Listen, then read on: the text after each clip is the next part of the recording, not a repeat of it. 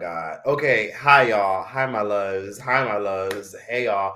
Okay, shout out to this person that said, I'm out of here. I got work in the morning. Good night. Okay, listen.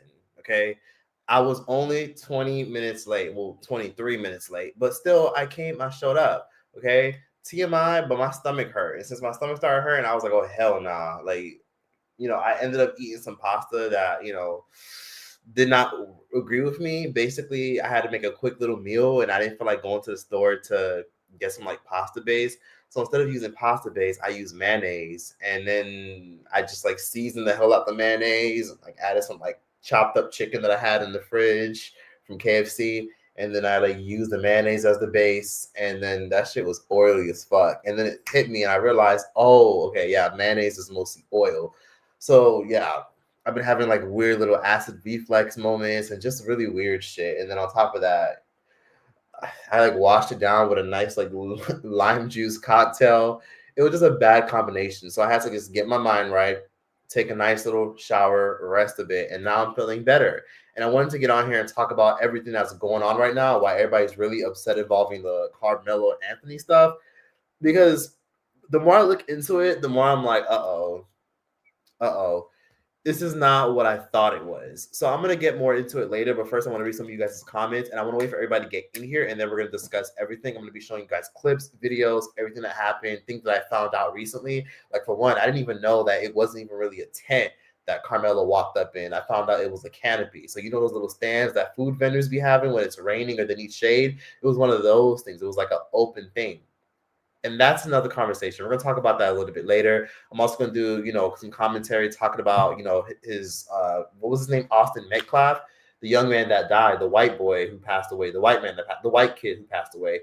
I wanted to do some commentary about his dad because, as you guys know, his dad went hard in the paint and had a lot of very cringeworthy things to say because he wanted to like get a rush out of the critics because he noticed that a lot of people have been, making this a race thing, racial adversities, grilling and disrespecting the fact that or addressing the fact that this is always something, addressing the fact that this has not nothing to do with race, and people are just making a big deal out of nothing. So let's play this quick clip real quick as you guys are all pulling in. Thank you guys for coming. I appreciate that. I just posted a video today and I'm doing a live now. I'm really on my shit. And no, I'm not waiting to the end of the month. I want to be on my shit doing a live consistently. So if you haven't watched my new video talking about the dark truth of dance hall, the colorism, the skin bleaching era, the beauty standards in Jamaica, please go watch that video because a lot of y'all I feel like would really enjoy it. Or if you can't get a chance to watch it, please feel free to leave a like. So basically, let's play this clip really quickly, and then I'm gonna start reading y'all comments. Here we go. So this clip has been floating around of Austin Metcalf's father referring to Carmelo Anthony as a watermelon felon. I'm sure most of y'all saw that. Here we go. Y'all can go viral, okay? Let me make something racist up so y'all can go viral. I got a new name for Mello, okay? Because he was such a little boy he always trying to portray. How about watermelon felon? How's that one strike you? Y'all can let me make something racist up so y'all can go viral. I got a new name for Mello, okay? Because he was such a little boy he always trying to portray. How about watermelon felon? How's that one strike you? So, watermelon felon, isn't that crazy? He also went on a horrendous rant because he did an interview where he was basically allowed to kind of just spill his guts out and just let it all out on how he feels about the final verdict. Because as we all know, Carmelo Anthony, not the basketball player, but the football player who literally attended a high school, which, by the way, people don't know this, they attended different high schools. The person that passed away, which is the young white boy, Austin Metcalf, he actually was 17 years old, and so was Carmelo. They were both teenagers, and they were a part of rival high schools.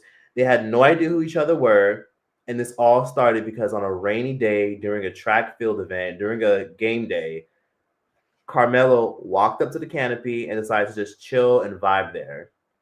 The whole team told him, who are you? Why are you here? Get the fuck out of our shade. It was a rainy day, and Carmelo did not feel like moving. Eventually, things escalated. The young white boy, Austin Metcalf, put his hands on Carmelo, and Carmelo retaliated by stabbing him. I'm sure most of y'all know the whole story already. I don't have to go down the whole timeline, but I will play some clips to help you guys better understand everything because I have a lot of opinions. I want you guys to just soak up everything, and then I'll give my commentary in the end. Let's play some of this. You drunk bitch? What'd you do to that boy to make him stab somebody? My God, what kind of mother are you? Hey, Kevin Hayes, you fucking liar. Day after it happened, how many lies did you sit and type up on your keyboard, you big keyboard warrior? You a big tough man. You still live in Baton Rouge? Remember you said you'd come to Frisco, buddy? You're supposed to find me. I told you we could sit down and talk. That's all you do. Talk, Mr. Squeaky Clean. He's the only one in your family without a damn record. I guess that's something to brag about in your culture. You people hang your hat on the dumbest shit I've ever seen.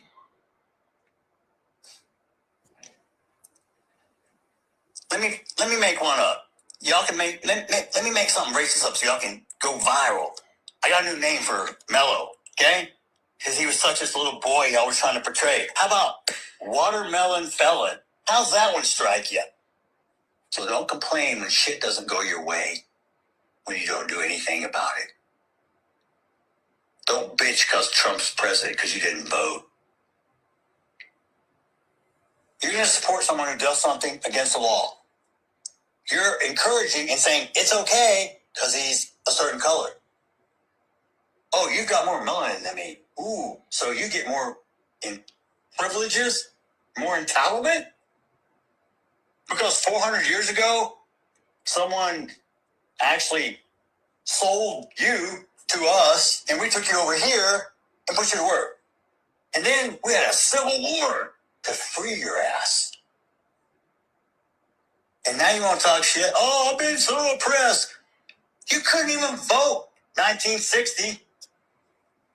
Look how far you've come. Look at all the free shit we give you.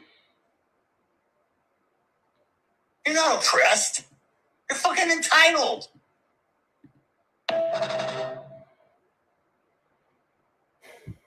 Kayla? Yep. So you guys heard that loud and clear. So some of you guys in the comments are saying the father of Austin Metcalf, the young white boy who passed away, he's clearly drunk. He's clearly intoxicated. I see a lot of that. Yeah, he tried that. He claims that a lot of us want free shit. Who wants free shit? Some of us are very hardworking and hustle our asses off, even though we're struggling or not struggling. So who's asking for free shit? It's crazy how he says he's not racist and people are giving him a pass and saying, well, you know, he's just grieving the loss of his child. He's not racist. Are you fucking kidding me? Free shit? Who the fuck is he talking to? Who does he claim want free shit? Who does he claim is sitting up here making a big deal about slavery and shit like that? And we were in chains and, you know, we had a civil war and got freed and freed our asses. Who the fuck? Like, this is the shit I'm talking about. Like, you claim you're not racist, but look at the shit that's on the tip of your tongue. So, okay, I'll be honest. Of course, I know a lot of people are pointing this out. He's just a grieving father. He's a grieving father. Okay. I can give somebody like a pass to be someone who's grieving. You can't really tell people how to grieve, just like how you can't necessarily tell people sometimes how to react. So let me just play the news clip really quickly, because again, I know some people are still just like, wait, I still don't get it. I still know what's going on. I'll play the news clip because this will give you guys better context, because some people just don't get it. Hold on.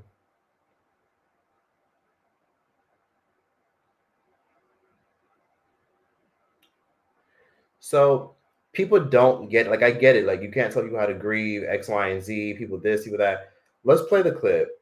Let's play a news clip so you guys can better understand it. Okay, tell me when you guys are ready. I'm sure you guys are ready, because I see more people coming in here, so I'm going to play the news clip.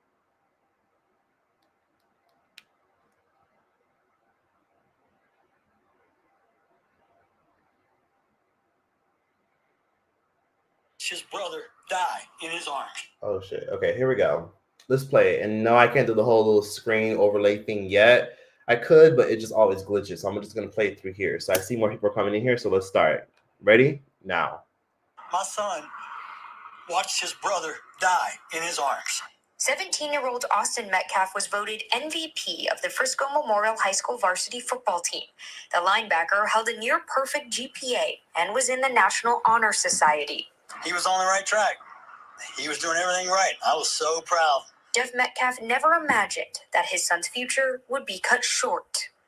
I'm still in shock. Wednesday morning, Austin Metcalf was at a District 11 5A track meet at Kirkendall Stadium. Around 10 a.m., Frisco police say 17-year-old KARMELO Anthony stabbed Metcalf in the chest after some sort of fight. Jeff Metcalf says it was Austin's twin brother, Hunter Metcalf, who tried to save him. And his brother was holding him, trying to hold the blood in, and he passed. My son watched his brother die in his arms. It's unclear how Anthony got the knife into the meat or what exactly led up to the fight. Anthony is now facing first-degree murder charges, and Jeff Metcalf It was the best weekend ever. Is only left with memories. I was able to watch and be blessed so much. But having both my sons are amazing. When Jeff Metcalf was diagnosed with cancer 9 years ago, his boys were his strength. Now cancer-free, it's his faith that's keeping him strong. And when I kissed his forehead today, as his body was cold, I ran my fingers through his hair. I told him it's not goodbye. It's see you later. I'll join you at some point too, son. You just beat me to this place. Wednesday night, the family's church opened its doors for the community to gather for a prayer vigil to honor a young man whose life touched so many. Well, I know he's with the Lord. And I take comfort and peace in that. In our conversation, Jeff mentioned that he hopes his son's death brings changes to security so no other parent has to go through this.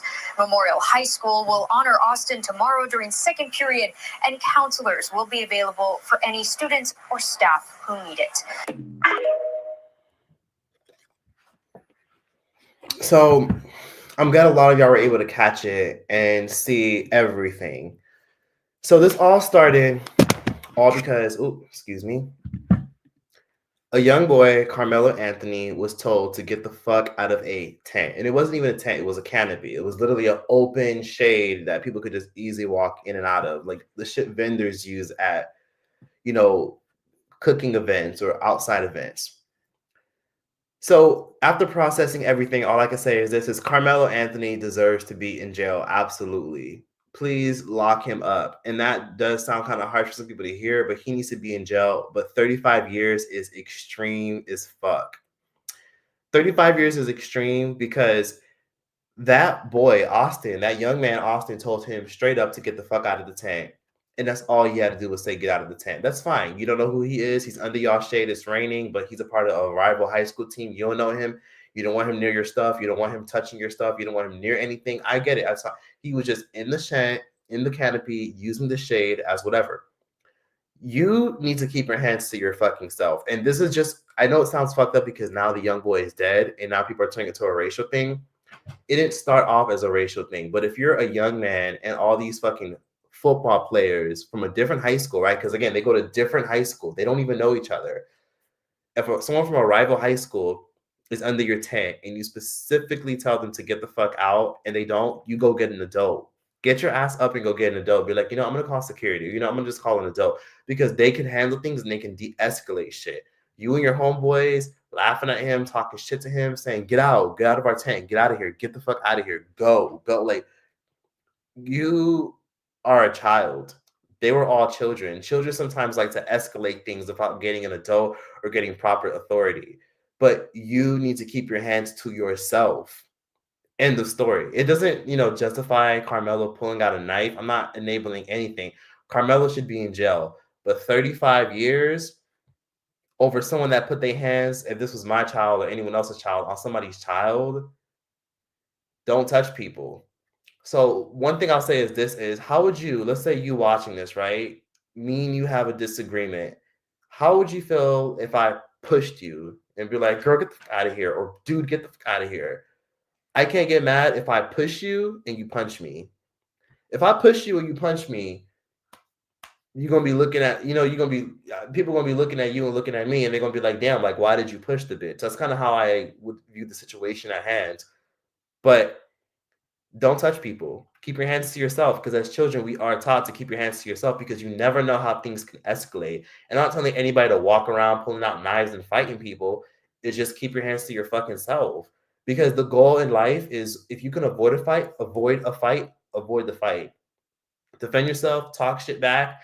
But the minute somebody touch you, a lot of us grow up being told this by our parents, you better be ready to defend yourself and start swinging if somebody touch you. If somebody touch you, that means they have absolutely no respect for you. Like if they want to touch you, because from what we find out from other people that were there, the young man, Austin Metcalf, he like grabbed his backpack on some dude shit, like grabbed his backpack and everything. And that's when things escalated. And a small little 2 to 5 minute argument escalated into somebody dying. So there's no, telling the world like, oh yeah, keep your hands to yourself and that's it. Accountability can be had on both ends. You know what I mean? Accountability needs to be had on both parts. Because I look at these interviews of Austin Metcalf's, father having a conversation with the interviewers and telling the public, like, hey, this is fucked up. The family should be ashamed of themselves for raising a son like that walks around trying to stab people and shit. And yes, of course, people keep using the argument that he walked in there looking for trouble. Some people just have weapons on them. Again, you're on school grounds. You shouldn't have a weapon on you, period. But sometimes you got to protect yourself at all costs if someone feels the need to put their hands on you. I'm not saying people should be stabbed. I'm just saying 35 years is fucking extreme. So Austin Metcalf's dad did another interview, and I want to show you guys this as well. Give me a second. Hi. So I want to show you guys a different clip in the interview of him finding out that, hold on, him finding out his son is getting. There was no black juror. So his son got justice. Your son got justice. So here it is. Let's play this clip.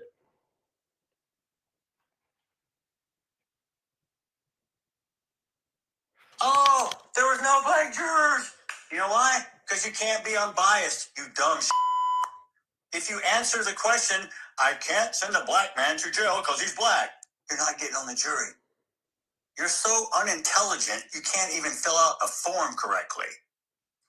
You don't even know who your daddy is because 78% of you don't have your father in the home anymore. You got baby mamas running around with 8 kids so they can get EBT cards to feed you all. Look at this. You think I'm being racist? No, I'm being real. Because they ain't only black people. White people do the same. I'll call them out just as hard as I'll call you out. Anybody who doesn't work, who wants free government handouts, who wants to live in a socialistic society, move to Russia.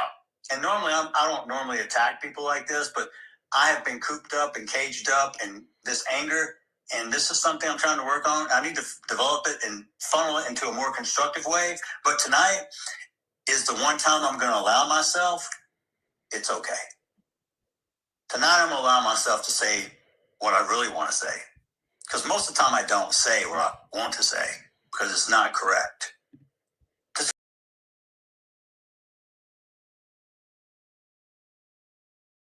Doesn't make it a fact.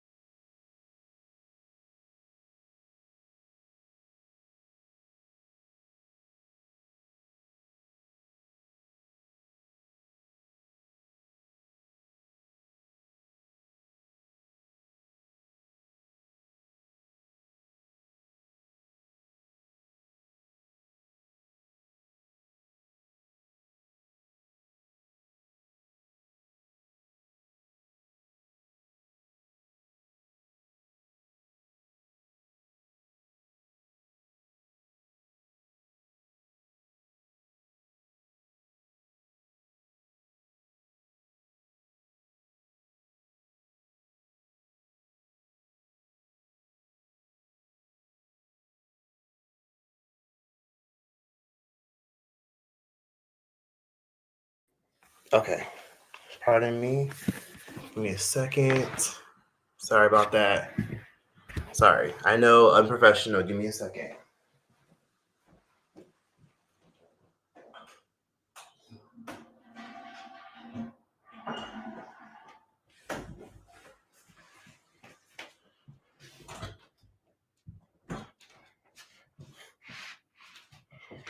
Okay. Okay. Pardon me. I see a lot of people left. I'm going to get right back to the basics. Hope people aren't annoyed with me. Just had to get back on camera. Give me a second. Okay. Yeah, I'm good. Okay, someone said take your time. Sorry, I had to rectify something really quickly, but now we're back on track. Okay, so as I was saying in my commentary video, not my commentary video, my previous statements before, I feel like if somebody is so quick and so easy to say some shit like this. Cards to feed you all. You think I'm being racist? No, I'm being real. Because they ain't only black people. White people do the same. I'll call them out just as hard as I'll call you out. Anybody who doesn't work, who wants free government handouts, who wants to live in a socialistic society, move to Russia. And normally, I don't normally attack people like this, but I have been cooped up and caged up in this anger, and this is something I'm trying to work on. I need to develop it and funnel it into a more constructive way. But tonight is the one time I'm going to allow myself, it's okay. Tonight I'm going to allow myself to say what I really want to say. Because most of the time I don't say what Okay, so somebody said, I expected KARMELO to do some time, but 35 years is excessive. Yeah, at the end of the day, that man literally, that young boy killed because it's not correct. His son. You know what I mean? He still has a picture of his son in the back. Like as he's ranting, he still has a picture of his son right in the background, making it clear that he's still processing everything. That's his child that's no longer able to come home anymore. On top of that, his son was literally 18 years old, about to graduate high school. This all happened last year. His son should be in college right now. His son should literally be about to start his sophomore year in college, and he can't. He had mass scholarships lined up. He had a lot of people willing to scout him. He could have been the NFL, and a lot of that is gone and erased. And to make matters even worse, KARMELO literally did this in front of his twin brother because Austin Metcalf has a twin brother. But there's a lot of things about his twin brother that, rub people the wrong way. I mean, for one, his twin brother was one of the main witnesses. His brother died in his arms, unfortunately. So he had to witness his twin brother pass away, especially in front of the world. That can be intense. So having his twin brother die in his arms, should be in college with him, and now he has to go on and live the rest of his life without his brother, that can be traumatizing and heartbreaking. And of course, you can't tell people how to grieve, but if you had some racist shit to say on the tip of your tongue, on some like, you guys want government housing, you guys want to live in a socialist country, you guys just mad because Trump is president. Look, I don't have no problem with anyone that voted for Trump, but bitch, don't try to bunch everybody in just because you're frustrated. Like, what's going on? You guys are mad about this, mad about that. He's mad about social media hate, and he's allowing it to cloud his judgment. And it seems very targeted towards a particular group of people. Because how you know all those people that are in your comment section calling you out for being prejudiced and for being an asshole and for raising someone who might have been racist and they might have been racially motivated? What are you doing trying to talk about governmental assistance? You claim that it's not a race thing and want it to be a race thing. Don't talk about racial issue and talk about racial adversity. Never make it about race. Don't bring up government housing. Don't bring up EBT. Don't bring up slavery. Don't bring up all those things. Why you got to bring them shits up? So anyways, let me just play this interview of his twin brother, and let me show you what his twin brother had to say about his brother dying. So let's play the clip really quickly so y'all can see. Ooh, forgive me. Let's fast forward. Before I knew his name now, this kid was sitting under our there you go. At track. There was this kid, before I knew his name now, this kid was sitting under our tent at track. We asked him to move. He started getting aggressive and talking reckless. And my brother stepped in and said, "You need to move." And he's like, "Make me move." Austin grabbed his backpack. The kid, I tried to whip around him as fast as I could, but I didn't see the stab. But then I look at my brother, and then I'm not going to talk about the rest. So that's just what I saw. I try to help him, but it was just senseless. It was really senseless. Really, I don't know why a person would do that to someone just over that little argument. It's just crazy in this world nowadays how people just up and do that. Like that man has a family. That man has people that care about them all the time, and he did everything for our family too. He was a strong man. He was a strong kid. So that was his brother. His brother did not take the stand, even though his brother was one of the witnesses. And it's interesting because people suspected that maybe his brother didn't take the stand because maybe his brother would have made things worse for the people that were trying to convict and make sure KARMELO did a lot of time in jail. Because many people have been pulling up interviews of Austin Mackle's brother, and Austin Mackle's brother hasn't really been able to keep his story consistent to some people because initially when he did his first live interview and spoke to the news, he claimed that, KARMELO just came in willy-nilly, just sitting there minding his business, and then that's when the whole team just got annoyed. Like, who the fuck is this? Who is like checking him and sizing him up? But what's interesting is in his other interviews, he doesn't mention the part where he just said he calmly just sat down minding his business, and then they escalated shit. The problem is they did escalate shit. You guys are the ones that walked up on him and talking to him crazy. It's a bunch of y'all, all y'all in my face yelling at me, talking shit. Now I get it. Like they did that because they wanted to scare him off and make him go away. Because one person told him to leave, he didn't. Another person told him to leave, he didn't. Then everybody says, "Go, leave, go, get out of our area, get out of our shade, get out of our this. We don't care if it's raining, go away." And then all of a sudden, he made it clear: if you touch me, it's going to be a problem. If you touch me, it's going to be a problem. He warned him it was going to be a problem if you touched him, but you still touched him anyways because you wanted to test his gangster, and that's what happened. You try to test somebody and things escalated. And it has nothing to do with black and white. I would have felt this way regardless. Someone told you straight up not to touch them, don't touch them. I'm telling you right now, if someone says don't touch me, do not touch them. You can really escalate things, especially if you have no problem with the person. The person, you don't even know the person. You know what they're capable of. You know what issues they have. You don't know what people have on them. So I will tell you right now, that man, what's his name? I think his name is, I forgot his name. What's the dad's name? The dad's name is like, I think Michael or some shit. So you should have taught your son to walk away and not escalate situations. You know what I mean? Your son could have easily gotten an adult, walk away, you know what I mean? And then let them handle it. So let's play this.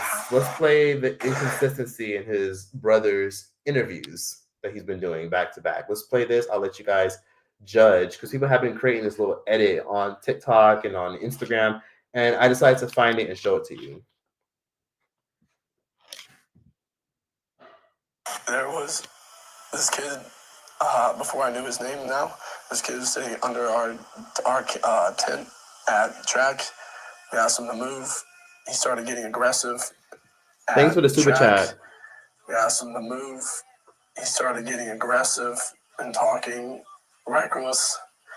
And my brother stepped in and said he needs to move. He's like, "Make me move." Austin grabbed his backpack. All the rain. We come back, we sit down, and this kid says something behind me. I've never met this kid in my entire life, never knew who he was. Said something just inappropriate and uncalled for, and I turned around and asked him who he was. He started getting really aggressive. And this kid said something behind me. I've never met this kid in my entire life, never knew who he was. Said something just inappropriate and uncalled for, and So now his twin brother, kind of turned it into a conversation where it went from first it was, yeah, he just came into our tent and, we are grilling him about like what he doing here, like why you here, get over here, get out of here, why you here, all types of stuff. And then eventually he does an interview making it clear, because I don't think some of y'all heard that. Let's play that part again. I knew his name now. This kid was sitting Listen under closely. our tent at track. We asked him to move. He started getting aggressive at track. We asked him to move. He started getting aggressive and talking reckless. And my brother stepped in and said he needs to move. He's like, "Make me move." Austin grabbed his backpack. All the rain. We come back, we sit down, and this kid said something behind me. I've never met this kid in my entire life, never knew who he was. said something just inappropriate and uncalled for. And I turned around and asked him who he was. He started getting really aggressive. And this kid said something behind me. I've never met this kid in my entire life. I never knew who he was. Said something just inappropriate and uncalled for. That kid is being coached, bitch. Like, you don't see it. He's being coached. His twin brother, who was there the whole time, is being coached because they didn't want to influence the defendant. They were the only ones that saw. The only people that saw the whole thing were people that were in that fucking tent. People that were in that tent, which means the twin brother, the twin brother whose brother obviously was stabbed, and his teammates who told him to get the fuck out the tent. His teammates were the only ones that were, it wasn't even a tent, it was a canopy, it was literally a fucking shade. So nobody saw anything but him and his homies and his teammates. So now you're saying straight up like, oh yeah, he was saying some things that were like kind of aggressive and uncalled for. And then, we like told him to leave. He was saying things that were aggressive and uncalled for, and you told him to leave all of a sudden. But first, when this all happened last year, like, it's almost they're trying to keep control of the media narrative. Because if he said something aggressive and uncalled for, why don't you say what he said? What did he say that was aggressive and uncalled for? What did he say? You won't say. The reason you won't is because you know that it'll make you guys look really interesting and really stupid. He said something aggressive and uncalled for, but then before it's, yeah, like we just asked him who he was and why he was here, and then he starts getting arrested. You guys escalated and got real feisty with him, and then things escalated. Let's not act like these people are just innocent kids. Y'all aren't fucking innocent kids. Let's be real. And, it's so crazy. They're children. You know what I mean? Like, they could have easily, avoided this. And it's sad because they were in high school. Like, right now they should be in college. They should all be in college, even KARMELO. So KARMELO had to spend 35 years in jail, and their son is now dead for life. So, they were all, and the thing is, I wouldn't have had, the thing is, the reason I think KARMELO obviously should do jail is obvious. No one's saying KARMELO shouldn't be in jail. Like, the KARMELO nigga needs to be in jail. Like, please lock his ass up, because hell no. Like, what you bringing knives on school grounds for? That's weird. But at the same time, can we be realistic here and think to ourselves? KARMELO doesn't have any prior convictions. I mean, KARMELO doesn't have any history of being a criminal, being a thug. There's no weapons that he's ever had on him. He's never been arrested for weapon charges, nothing. You know what I mean? That's what people don't consider. KARMELO has never been arrested, never been to juvie, has never been in trouble. KARMELO actually has good grades, is a student athlete, minds his business, and he went to Frisco High School. And the other kids, they went to Memorial High School. He's never been in trouble before. You give somebody 35 years and they've never been in trouble before? Somebody in the comment section said it's Texas. Well, yeah, it's Texas, but 35 years for someone that's never been in trouble? But y'all out here giving school shooters 10 to 15 years in jail? Some school shooters got long sentences, got life sentences, but some school shooters got less than 20 years in prison for shit that they did, for shooting up schools. This motherfucking situation drives me insane. It makes me like, two things can be true at once. You know what I mean? He shouldn't have been the 10, but at the end of the day, bitch, go get an adult. Like, you don't own the fucking tent at the end of the day. And at the end of the day, if you tell them to get the fuck out and you don't listen, keep your hands to yourself. Sometimes kids try to perform toughness because they sometimes want to perform and look fly in front of other people. Sometimes guys like to perform toughness because, they don't want to look stupid. They don't want to look foolish. They don't want to make people uncomfortable. They don't want people thinking that they're weak. So sometimes guys, like think about it. Like, we've all been there where when you're at school and you're a girl or guy, people try to like step to you and press you and like do it. People are more likely to perform and to like go all out when there's everybody watching. Like, when they have their homegirls watching, they got their homeboys watching, they really want to test you and drive you and push you over the edge and be like, yeah, I said rise up, or yeah, I told you to get back, or yeah, I'm saying it to your face, because they want to prove a point. People who do that are usually worried about their image and are self-conscious, like most kids in high school, self-conscious and worried about how they're perceived. And unfortunately, look what happened. You put your hands on somebody that you don't even know, and you had no idea what they were capable of. All I got to say is this.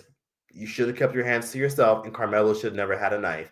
And I know people are saying, someone said, like, oh, it's all fun and games till someone you know. Yeah, but the thing is, what you don't understand is, I'm not going around putting my hands on anybody. You know what I mean? Like if you're in front of my house, that's one thing. If you're like near my car or you're about to steal my shit, that's one thing. If you possess a threat, then that's one thing. Like you pressing me, touching my stuff, but that dude was under a fucking canopy. You would think that he was shuffling through the cash register or some shit. You would think he was trying to drink their fucking Gatorades or suck their dicks or do any type of crazy ass shit or assault them or harm them or do any fucking weird shit or big them up or be sketchy or be weird or smoke a blunt. Like, you know, like the dude just was under the tent because it was raining. Don't put your hands on fucking people. So that's all I'm gonna say. They were talking shit to him and things escalated. This could be a lesson for everybody watching this. And I hope a lot of those kids that were around, because again, it was 8 of them. It was 8 of those boys that were jocks. They were jocks football kids. And they was on some like, oh, you know, you better do this, you better do that, you better do this, you better do that, you better do this, you better do that. Hey, you better get out, you better get out. All jocks. And none of them thought to de-escalate the situation. You, all 8 of you are talking shit, saying, dude, get the fuck out, get out of here, get out of here, get out of here. And you guys stood there and watched one of them put their fucking hands on a dude's backpack so y'all could like push him out of here. And none of y'all thought to de-escalate. Everybody learned a very valuable lesson. Carmelo knew not to go around bringing knives because, again, people bringing knives nowadays is crazy. Like, throw some hands. You know, don't throw knives. Throw some hands. Like, fist fight. Like, be like, hey, I'll see you after school. Or, hey, we could meet here and fight right now. Like, throw hands. You know, don't pull guns out. Don't fight. Throw hands. But everybody can learn a lesson here. This isn't, oh, yeah, that kid was completely in the right. Can everybody just admit that the fucking kid that was telling him, get out of our tent, get out of our area, everybody's wrong. Everybody was wrong, plain and simple. So anyways, that's my perspective. Hey, Choice, this isn't about whether he was right or wrong for me. Honestly, it's about a child disagreement and race because other way around, I see what you mean. Other way around, it would have been an issue. You know what I mean? Like if a white boy walked into an all-black tent, and he was defending himself, and all these black kids were pushing him around and telling him, bro, you better get the hell out of here, get out of here. And then that white boy pulled out a knife and stabbed one of them. The community would have been up in arms and been like, whoa, you know, it's a free country. He's allowed to be in any tent. This is the United States of America. He's allowed to be in any canopy or any shade he wants. And it was raining.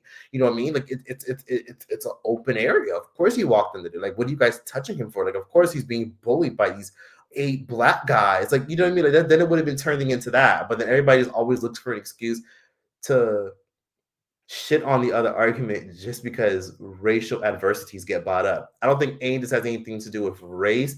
However, in the judicial system, when everything got to court, that's when I look at it and I'm like, okay, Texas is quick to throw the book and quick to make an example out of anyone, especially if they're black or any person of color, for killing someone. Give the school shooters the same sentencing. That's all I'm going to say. Anyways, Austin could have left. He's a joke. He wasn't carrying a knife. Defending himself, LOL, from what? A shove, a little push? Ridiculous. Watch, I see what you're saying. You're basically saying, but it was a shove, it was a push. You know what I mean? Like somebody shoved you and pushed you. He also had his backpack grabbed, and I get it. You're saying, okay, it's a shove, it's a push. Push him back, shove him back. Why somebody, you know, shove you and your first instinct is to stab them? I cannot tell people how to react at the end of the day. I'm not going around shoving and pushing nobody at all. You know, if I don't fucking know them and they're not putting their hands on me, I'm gonna shove someone that puts their fucking hands on me first. But I'm not going around shoving people. I'm not going, like, it'd be different if he was all up in his face and say, I'll beat your ass. Like then I would get if he shoved him and said, back the fuck off. But what you shoving people for? What are you grabbing people's backpacks for? What do you like? Get out of here, bro. Get out of here. We told you to get out of our tent. And it's 8 of you. Look out of here. Okay, I get it. Yeah, lock Carmelo up. Lock him up. Yes, lock his ass up. Carmelo deserves to be in jail 100%. But let's be fair for a second. We could talk about it all. Somebody said watch Love Island. I've never watched not a single episode of Love Island. I stopped watching love and dating shows. I want to say after, I remember there was a show on MTV way back in the day. If y'all remember, it was called Next, where like people would sit on the couch and be like, no, it was parental control, where like the parents would pick the ideal partner for the daughter or the son, and they would sit and like watch like the live taping of the whole date. it was obviously scripted, but I was like the last dating show I watched. And after that, I ain't watched no more. And I think I watched a little bit of The Bachelorette, but yeah, no. If it's that good, sure, I'll watch it because I live in Los Angeles and people out here be having watch parties for that shit. I'm like, what? Is it really that serious? But I'll give it a shot. Why not one day? He should have hired a better attorney. Yeah, he should have hired a better attorney. Everybody keeps saying that. The attorney was some random dude who came in and he kept pulling the race card over and over again. And then come to find out, the dude the attorney he chose, come to find out he was a felon. He was like known for like shaking babies and shit like that, and a bunch more rumors. And the family of Carmelo Anthony, they got a lot in GoFundMe donations. This is why this really blew up even more, and why the father is really upset.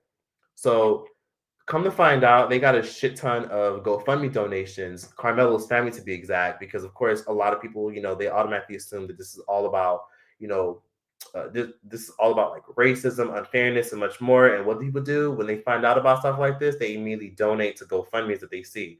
So basically, Carmelo's family was able to get GoFundMe's, and Daddy over here did not like that. He didn't like the fact that a man who killed his son because of a small tiny dispute, his family was able to benefit and get donations. He wasn't fucking with that at all. So they got $600,000, and this is going to be used to cover legal fees. Come to find out, the parents weren't even at the final sentencing. Come to find out, someone also mentioned in the chat, the dad also reached out to the family to pray with them. Yes, that is true. He did try to reach out to Carmelo's family and said, let's come together. Let's end this whole public racial adversity, and let's pray together in Christ and all that stuff. The family told him, go to hell. We don't fuck with you. And of course, people want to say, oh, well, see, he tried to pray with them and bring peace, even though his son is dead. That says a lot about his character. Are you fucking kidding me? And then he goes on this rant talking about some watermelon felon, calling mama all types of bitches, calling his parents grifters and shit, and saying they ain't shit. But you try to pull up to their fucking press conference and be like, okay, yeah, I'm showing up to the press conference, but I want to pray with the family so we can all make peace, even though your son killed my son. Fuck no. I don't blame the parents and the security and the publicists and all the lawyers being like, nah, get that man the fuck out of here. We are not praying with him. We don't care if he's a Christian. We don't care if he wants to pray everything away and bring peace. No, fuck no. We're not doing that. So, yeah, that's all I'm going to say. I'm not buying the whole prayer shit. I'm going to show you guys that clip as well. Let me try to find it. Let's try to find it because I think you guys will better understand it with the full context. Here we go.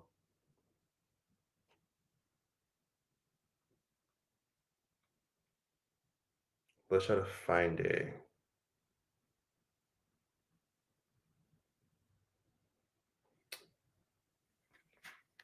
How about Minister Fuck You? Color. Love. And the only people that's going to change it are you. And the only people that's going to change it are you. Don't blame the white person because we can't change it. But you're going to blame the white person for every fucking thing else. We're the bad ones. We're the one that held you down. Guess what? You can do everything in America that I can do.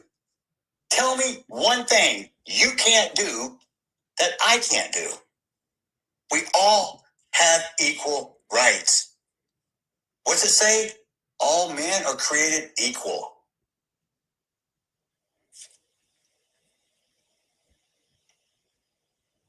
The First Amendment protects free speech. I'm for it. Free speech doesn't guarantee you safety. Perfect example, Charlie Kirk, a man who I admired, looked up to. You know why? Because he could fight with words and logic. He didn't need fists, guns, or knives. No. He sat down and talked with you. How do you solve any situation when there's a problem? Communication. Charlie was an expert. That's one person I admit I would not want to debate. He was a walking chat GPT.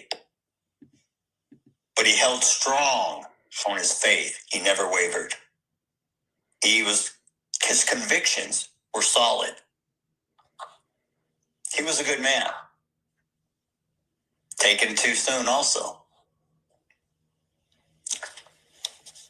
Some people called him racist. Some people call me racist. Does it make me racist?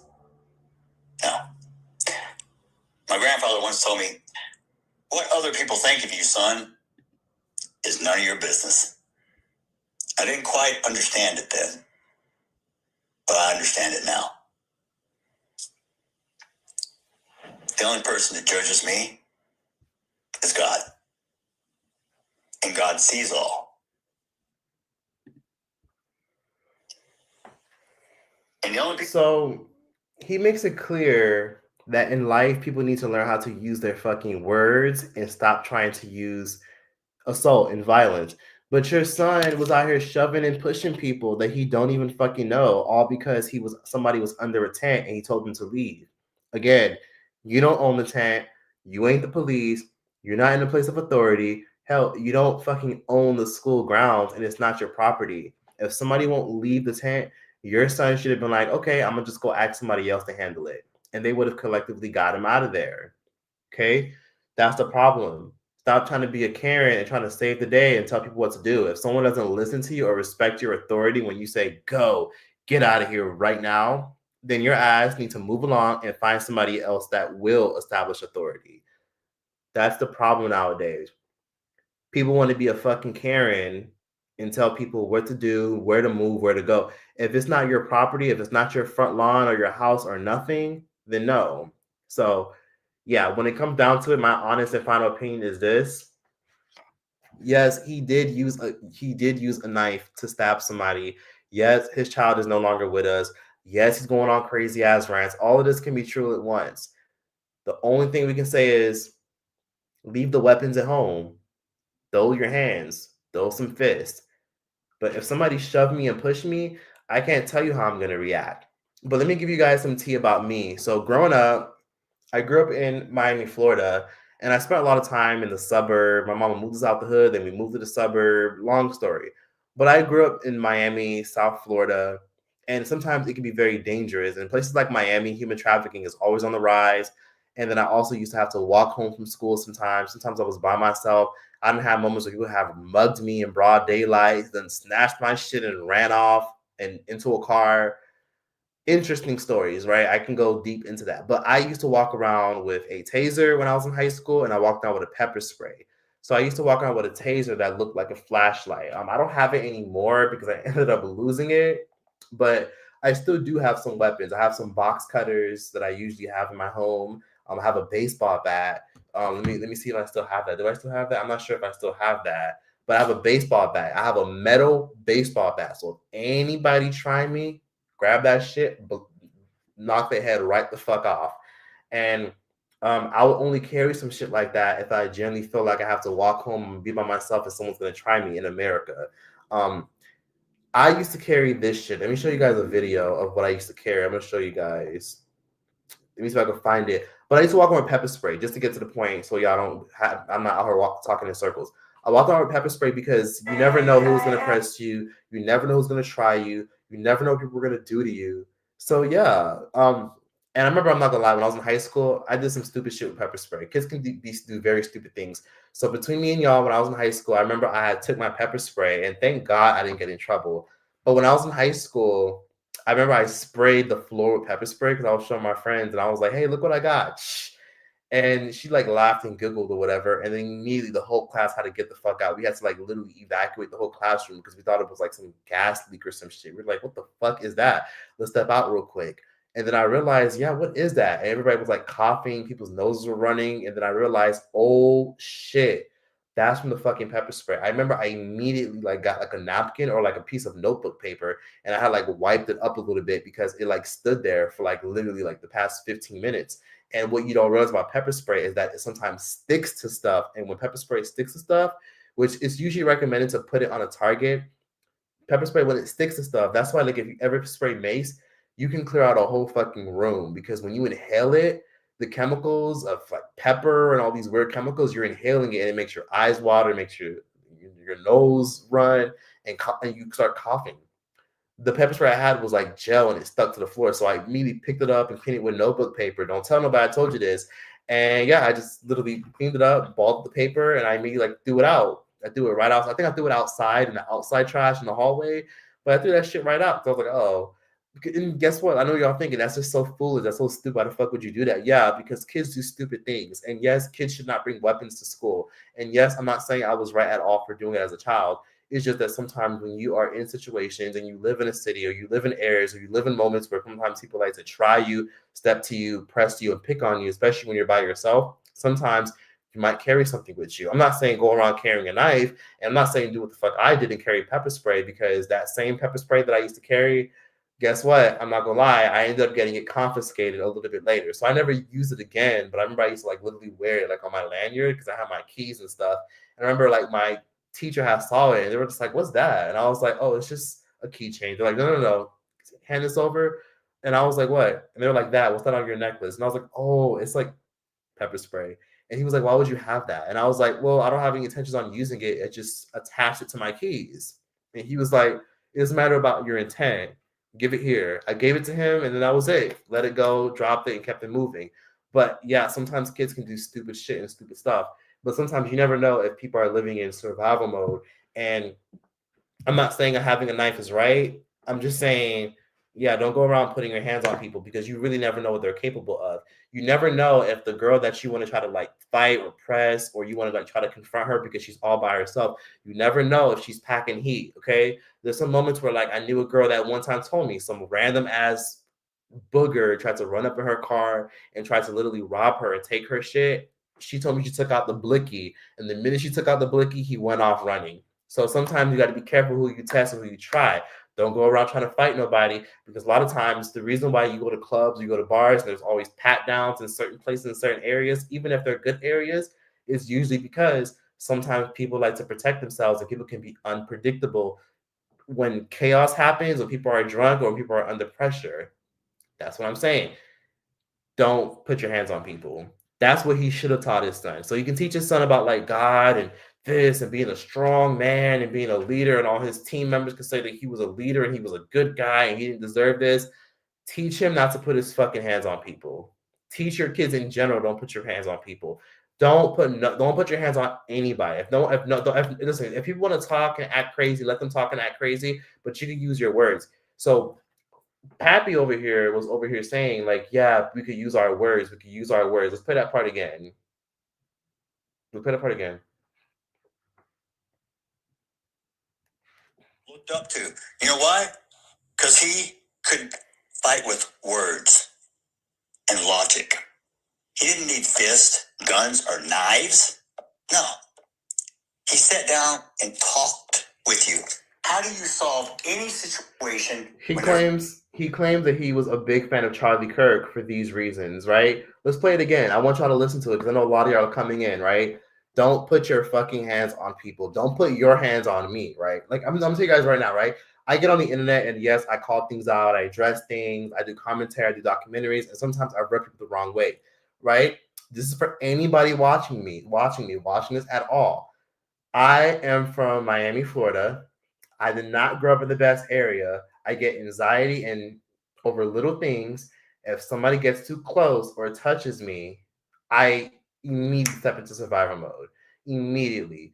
I can't guarantee you that I'm not gonna react a certain way if you put your hands on me and you touch me. This goes for anyone watching, even you watching this, right?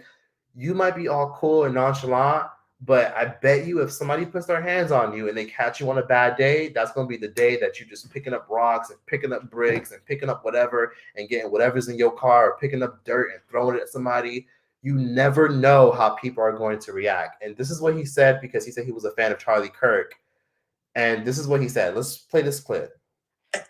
Because he could fight with words. Let's play it back. There we go. Hold on. That I can do. Tell me one thing you can't do that I can't do. We all have equal rights. What's it say? All men are created equal.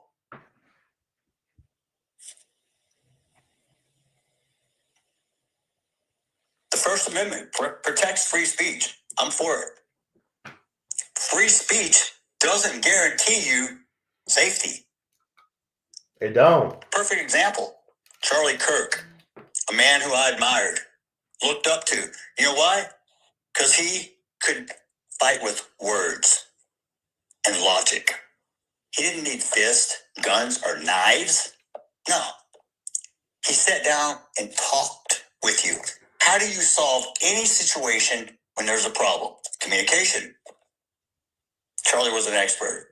That's one person I admit I would not want to. Okay, so you claim you raised your son. You raised your son to be a good boy and everything. And the best way to resolve issues is with what? Let's play that again. Charlie was an expert. That's one person I admit I would not want to debate. He was a walking chat GPT. Problem. Communication. Charlie was an expert. That's one person. Communication is the best way. So here's the thing, right? People sometimes underestimate, like, you can raise a child to the best of your abilities and make sacrifices and make them and encourage them things. But sometimes your children will still end up doing bad things and still make their own choices, right? They'll still make their own choices as children and even as adults. And they're gonna have to live with that. That's just what life is about. People have free will and do what the fuck they want to do. You claim you're all about communication and communication is important and we could fight with words. But I'm confused as to why the fuck your child didn't just use his words and just go run to an adult. Like, you know what I mean? Like, your child didn't use his words.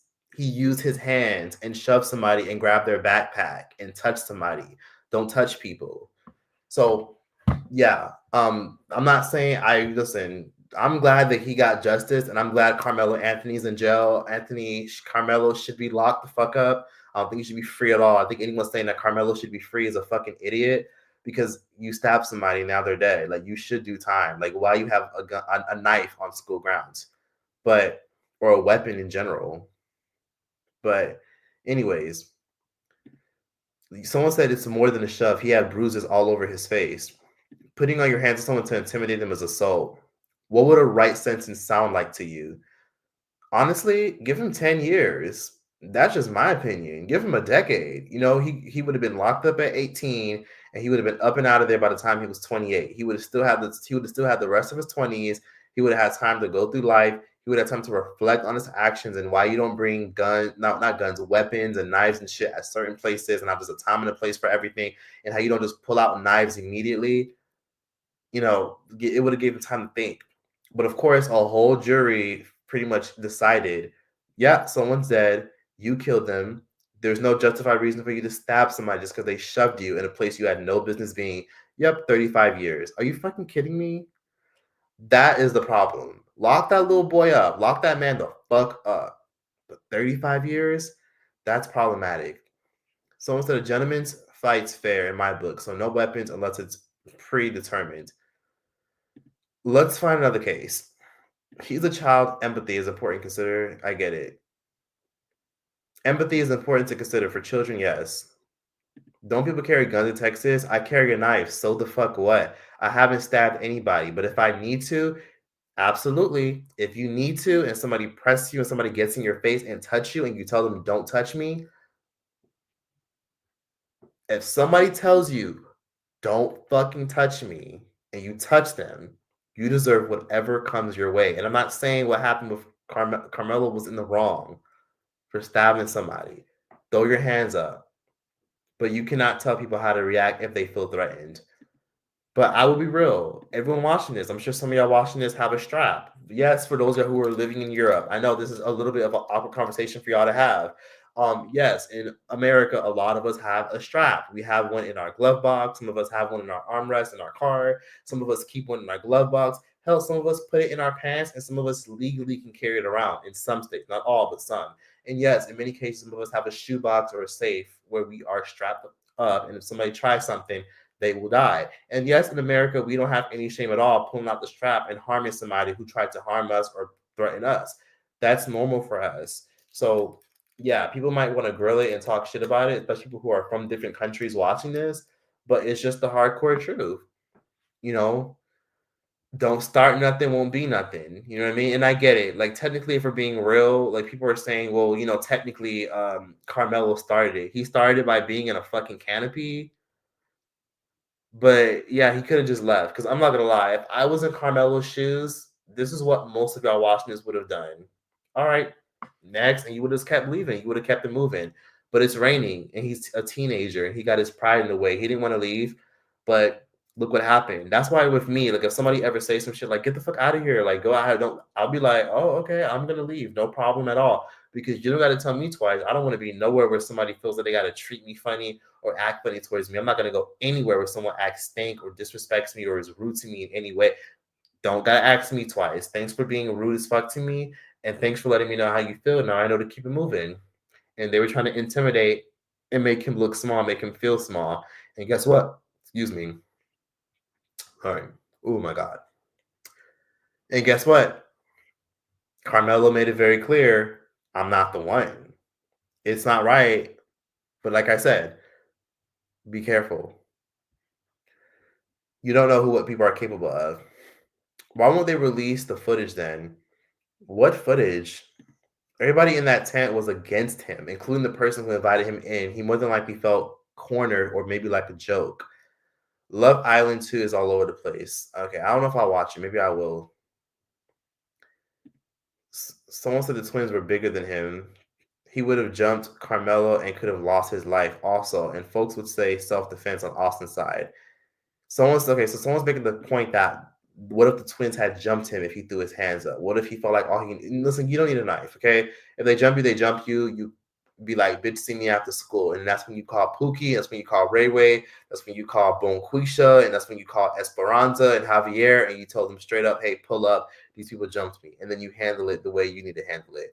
On school grounds, that's a bad case. Very stupid kid. School grounds, you got to read the room. And I think that's something that a lot of us have to learn the hard way. I know I learned it the hard way. You have to read the room. You know what I mean? Like when you walk into rooms and you walk into places, some places you're not going to get away with getting away with having a knife or any type of strap on you. Like you need to read the room. You know what I mean? Like I'm not about to walk into I'm not going to walk into a government building with a knife because best believe there will be a metal detector. Somebody will check me and somebody will definitely take that shit away from me. Like you got to know where you are. Someone said 3 ads in 5 minutes. I put aggressive ads, okay? That's what I did. Fine. If I get enough votes, I'll put balanced ads next time because with these live streams, they give you a choice. They say, do you want to put basic ads? Do you want to put balanced ads, or do you want to put aggressive ads or no ads? The choices are basic, balanced, aggressive, or no ads. Like I'm not gonna put no ads. And I don't know what aggressive ads look like because, bitch, I got YouTube. Well, no, I'm not gonna lie. That shit got canceled. I didn't renew it. I didn't pay for it. I don't feel like paying for that shit again. I don't even watch YouTube that much nowadays because I'm too busy trying to get my own shit done. Anyways, let me read some of these. KARMELO was outnumbered, outweighed. You can literally get beat to death, no weapon involved. But those kids did not beat him at all. So if they had put their hands on him, if it was another person that put his hands on him, then it would have been absolutely maybe worked in his favor a little bit more if more people put his hands. But one person shoved him, put his hands, grabbed his backpack. One person. If it was other people, it would have been a lot more interesting. Yeah, the Cyrus situation. I did a video talking about that. Go watch my video about like Asian man going off on black moms and not holding the black community accountable. Go watch that video. I talked about the Cyrus situation. And also go watch my video about the dance hall stuff. Please go leave a like on it. Oh my God, people are like really engaged with it. Like go leave a like, go leave a comment for support. I would really appreciate it if you can. If not, you could just watch this live stream and leave a like here since you're already here. Please leave a like if possible. We're literally an hour in. I've been an hour in, so just leave a like if you're watching this. Thank you. Why do you think people can't think for themselves and they think it's all about race? Honestly, I don't think the situation started off as a racial issue. I think it became like a way. But when school shooters, who are typically white guys, white suburban guys, all like again, school shootings is like a huge topic of conversation, but that's been happening for a long fucking time. I hate to admit it. Yeah, I know a lot of y'all who are from different countries. Y'all look at us in America as fucking nuts. School shootings have been happening since before I was born. Like I remember reading and hearing about school shootings in news and history and from other teachers. That's always been a thing. And school shootings have been happening since I was a kid. Like I remember this one girl, I'll never get her name. I think her name was Amanda. I remember she was arguing with this white boy about like school shootings and how, you know, people be so racist towards black people, but like look at who all the school shooters be looking like. You know what I mean? That's another conversation for a different day. But anyways, I think people like to jump to race sometimes because America has an idealization and obsession with identity politics. And I don't think it started off as racial at all. I think it became racial when, activists got involved and when the court system got involved. Because, come on, are y'all fucking kidding me? Nika Knight went down in the courtroom because she was there. Oh, yeah, I really should talk. I did talk to Neek. Neek definitely told me that the dude did not have a good lawyer at all. She told me that Carmelo had a terrible lawyer. And Neek also told me over the phone that I think she said something along the lines of, they could have got more perspective about the fact that Carmelo had no prior convictions. Carmelo was never a criminal. He's never been to jail, never been to juvie. He had a great GPA, great life ahead of him. It was a student athlete. He could have got more grace. Austin literally said, "I'm not going to fight you," after Anthony provoked the kids by calling them bitches and pussy. Yeah. Austin definitely made it clear that he wasn't going to fight. But don't put your hands on people, period. That's the only thing I could say. Austin should have never put his hands on that young. People are ticking time bombs nowadays. Let me see. Let me read some of these comments. Somebody said, "If you push me, we fighting. I'm not aiming to kill you." You see how you said it? If I push you, are you gonna punch me? You're gonna punch me, not stab me. Okay, I see what you're saying. Yes, if I pushed you and you punched me, I can't tell you how to react. So if I push you and you stab me, like this is a literal sense, then people would probably look at me and be like, "Well, damn, why the fuck you pushed him?" Or "Damn, that's extreme that you stabbed him, but damn, he shouldn't have pushed you." It's just about cause and effect. That's something we all learned as children. You just never know what people are capable of. Wait, someone said the MacLab twins have been posting racist social media posts for years. The dad is a deadbeat who was arrested for domestic violence against the twins' mom. Notice nobody mentioned that. Yes, so people did go digging in Austin's father's past. And come to find out, he's been known to be a domestic abuser towards his wife.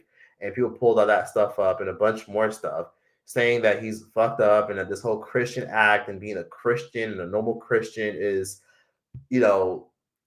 long story short, like, oh yeah, because he's putting I'm a Christian card, like I'm a Christian, I'm all about being godly, and he tried to pray with the family, but unfortunately, they were not interested in ganging up with him. You know what I mean? Like again, like he just look how quickly he went from saying I want to pray with you guys and pray with you guys and come together to saying you grifter ass bitch. Like, come on now, like you so quick to call her a grifter ass bitch, and you wanted to pray with her just a couple weeks ago.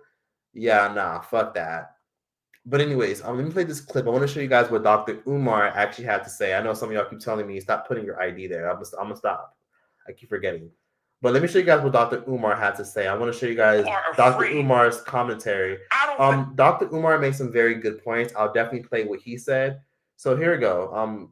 Let me know what you guys think of Dr. Umar's take on these things. And I know, yeah, of course, Dr. Umar, like a broken clock is right twice a day.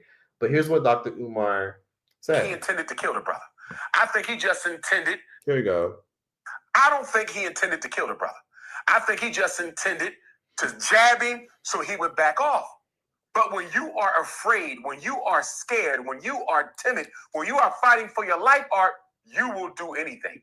How many women have shot and killed domestically abusive husbands and didn't do it on purpose? How many women have shot and killed domestically abusive husbands, but they didn't do it on purpose? They did it out of fear that I need to act before he acts. And if I miss, I might die. He could have been beat to death that day, Art. Carmelo Anthony could have been beat to death that day, and instead he chose to stand his ground. So what's the problem then, Art? Why are white folks all up in arms over this?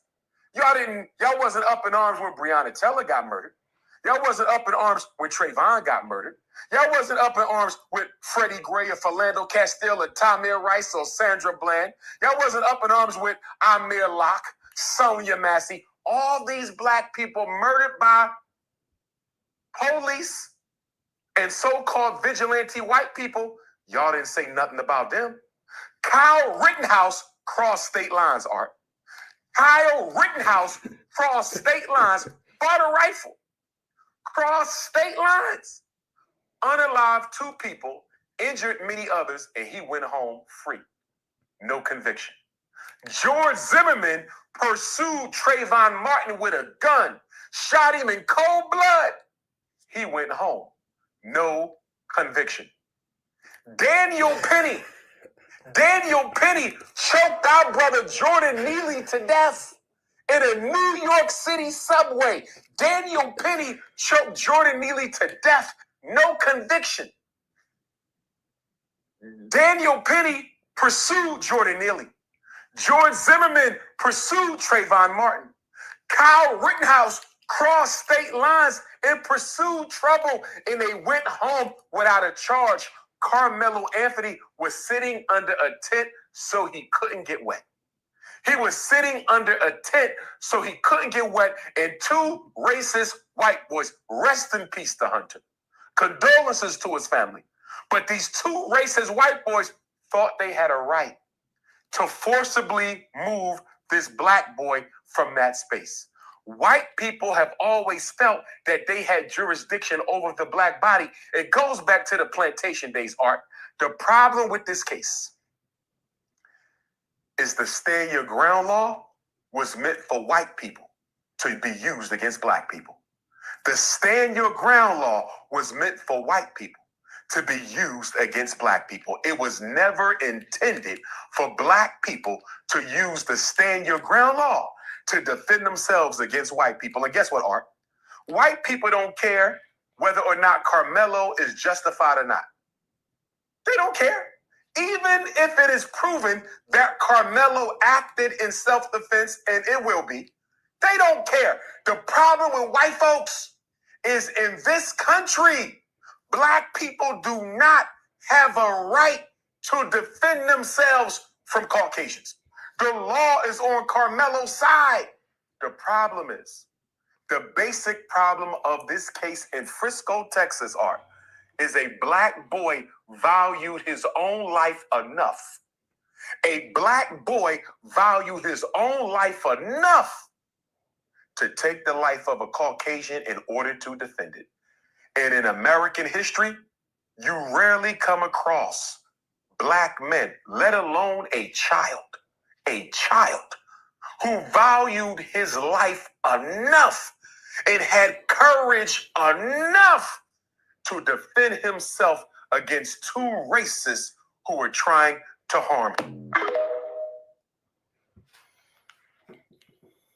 If you guys would like me to play that again because you guys didn't see the beginning, I'd be happy to play it again. But let's play this particular part real quick, because this is something I find interesting. Here we go. Let's play this part again, right? I need y'all to listen to what Umar said right here again. Carmelo Anthony could have been beat to death that day, and instead he chose to stand his ground. So what's the problem, then, Art? Why are white folks all up in arms over this? Y'all didn't. Ooh. Here we go. Sorry. How to play the actual part. Here we go. Y'all wasn't up in arms when Breonna Taylor got murdered. Y'all wasn't up in arms when Trayvon got murdered.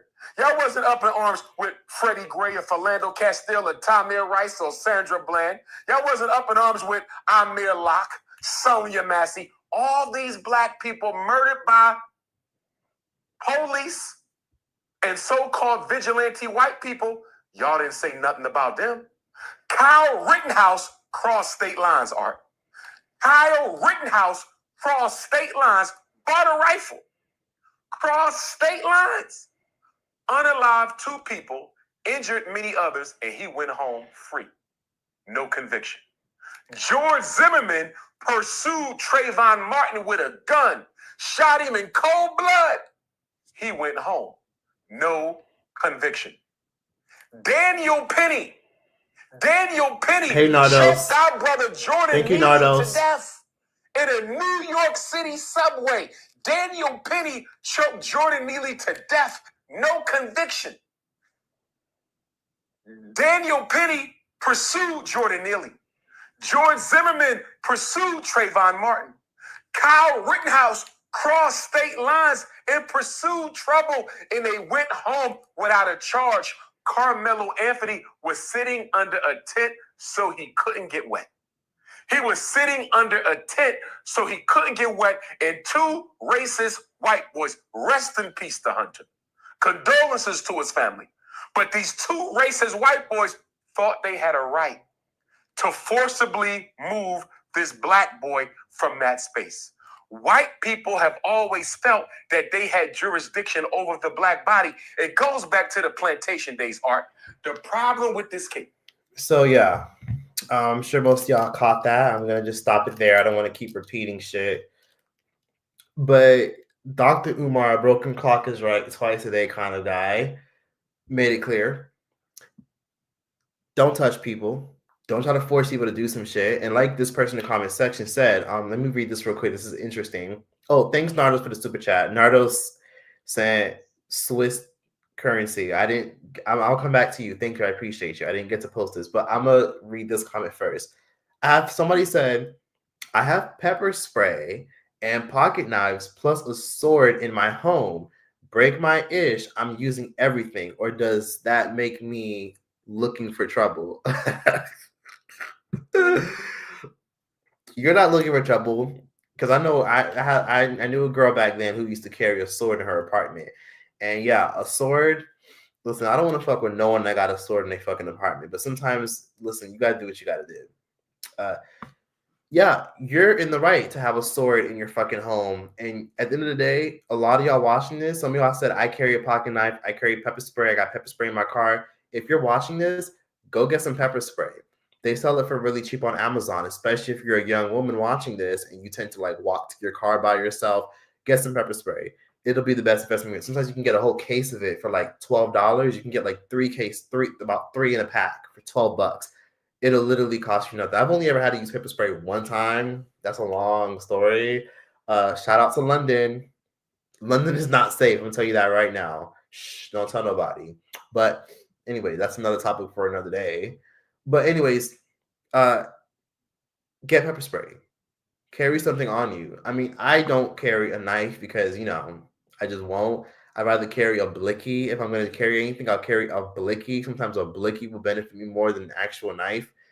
But yeah, don't touch people. That's it. If someone violates you, there's a better way to respond than doing something that'll make you face times, of course. And like you said, okay, so someone in the comment section made a good point. Someone in the comment section said, straight up, if someone tells me to leave, I'll leave. Straight up. Or somebody says, I'm not fighting anybody, I'm calling the police. That's a very good point. You know what? Okay, so that goes back to what I said earlier. The goal is to always never fight. If you can avoid fighting, then just don't fight. But on some real shit, I'm so quick to call the police too. Like if I don't listen, if I'm not able to reach my phone or I'm not thinking about my phone, I'm gonna call the police and call the authorities to come get you the fuck out of my face, because I'm not gonna fight you. Like I feel like people who have shit to lose and got kids and stuff going on and got to go to work the next day or got shit to do or want to travel so they can't catch a felony, they're not going to fight. They'll just call the police. That's what you should do as a grown adult. So yeah, you can call the police. And that's what Austin can learn from. I hope everyone that was in that room, everybody that was in that room is also wrong as well. Like we keep talking about who's wrong, Austin or Carmelo. What about the 8 guys that was in that room? It was 8 of them saying like, get out of here, get out of here. You're in our area, get out of here. We don't even know you. Get out of here, get out of here. They're recruiting each other to grill Carmelo by telling him, get out of here, get out of our tent. We don't care that it's raining. Get out of here, get out of here. This is our area. Get out of here, get out of here. Gang up on this one guy. But I guarantee you, if it was 8 black dudes versus 8 white dudes, it wouldn't have been a get out of here, get out of here, get out of here. They all felt confident to gain up on Carmelo because it's 8 of them. And of course, we can have a conversation of who's gaining up on who and outnumbering who. The person who's going to jail is Carmelo. He's the one that stabbed somebody. And Austin is not going to be able to go to college and he can't make it home. He's flatlined and dead, unfortunately. But at the end of this conversation, the only thing we can all admit is that everybody was wrong. Everybody keeps putting the blame on Carmelo and like, well, he shouldn't have been there. Don't touch people. Hands is a different story. Take race out. We can kill over a push, but Carmelo doesn't deserve 35 years. He should have taken the plea. That's a very good point. Thank you, Shelly, for making that point. Multiple things can be true at once. That's how I feel. I can never sit up here and make race a conversation of what this entire subject, besides the whole giving this man 35 years. Like, like a jury giving a child 35 years. That's insane. But yes, Shelly May said some real shit. I'm gonna leave this pin for a while. We can't kill over a push. But Carmelo doesn't deserve 35 years. He should take a plea. Yes, this embodies everything. If you're gonna give Carmelo 35 years, let's give the school shooters that have literally killed mad fucking kids at a fucking elementary school and a middle school. Let's talk about the Sandy Hook stuff. Let's talk about these people who got no. Let's talk about some of these instances. Like a lot of these people who shot up schools and shot up elementary schools. Some of them didn't even get the chair, even though they wiped out a bunch of kids. I wish they would enforce the bullying policies more strategically and better. The unfortunate thing is, it's a rare opportunity when the deceased side is willing to show they like to pray with the family, and that's usually what makes the prosecution willing to give lesser. Huh. That is a good point. I see what you're saying. Somebody said that the family should have maybe agreed to the prayer, but at the same time, he went on this awful rant. So maybe they had their reasons to not trust anything he said at all. Because he's been going on multiple press runs. And now you call their son a watermelon felon. Let's see if they ever decide to pray with you or even sit in the same room as you ever in life. If someone says, touch me and see what happens, you touch them, then they say it again, and you again touch them, shove them, that just means nothing. Is he a complete victim? Someone that does that just mean nothing? Is he a complete victim? I see what you mean. Yeah, actions have consequences, both are wrong. Now his crime is being compared to DV victims. Oh, you're talking about Dr. Umar. Yeah, that was an interesting conversation. Yeah. I don't think we should compare that to DV victims. Under Texas law, self-defense is invalidated if the defendant provoked the argument, if the response was completely disproportionate to a non-lethal shove, or if verbal threats were met with deadly force. Okay, I see what you're saying. Okay. If it wasn't proportionate or even scale or reciprocated, then I guess the whole self-defense argument doesn't really fly in Texas. I see what you're saying. It wasn't raining until after the stabbing. Okay, that gives me some good context for someone who pointed out. Carmelo saying he has no funds for a lawyer when his parents raised $600,000. That's insane. It's clear when people don't know or study the law because every Black lawyer, interestingly enough, had the same take in this case. Carmelo went above and beyond what's deemed reciprocal force. Okay, so for someone that studies law, you're saying so this person, let me know what you guys think. He went above and beyond what's deemed reciprocal force.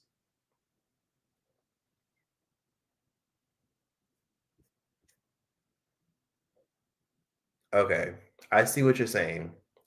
How many Black people got shot by the popo after calling the popo for help? LOL.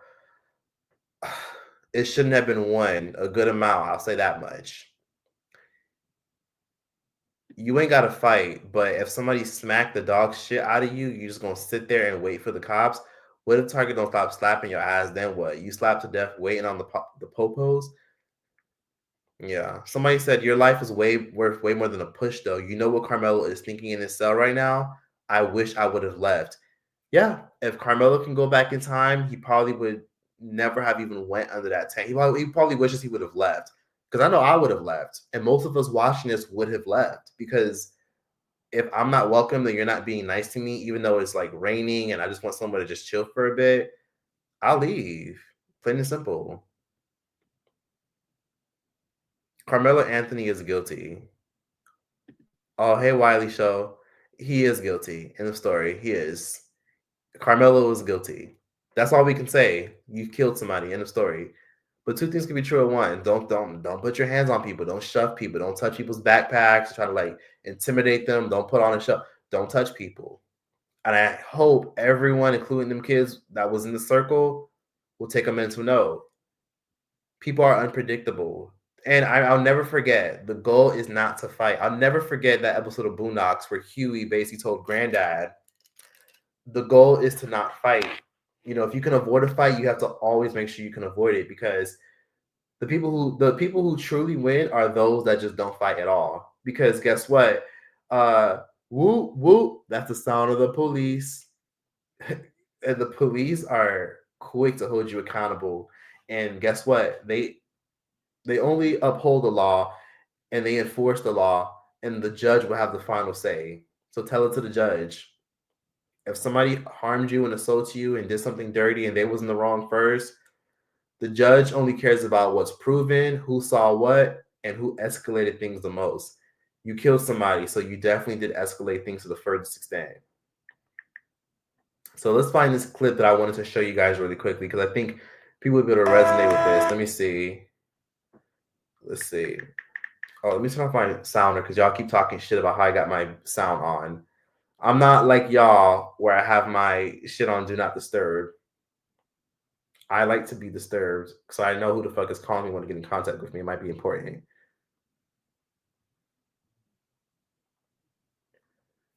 So let me see. Here we go.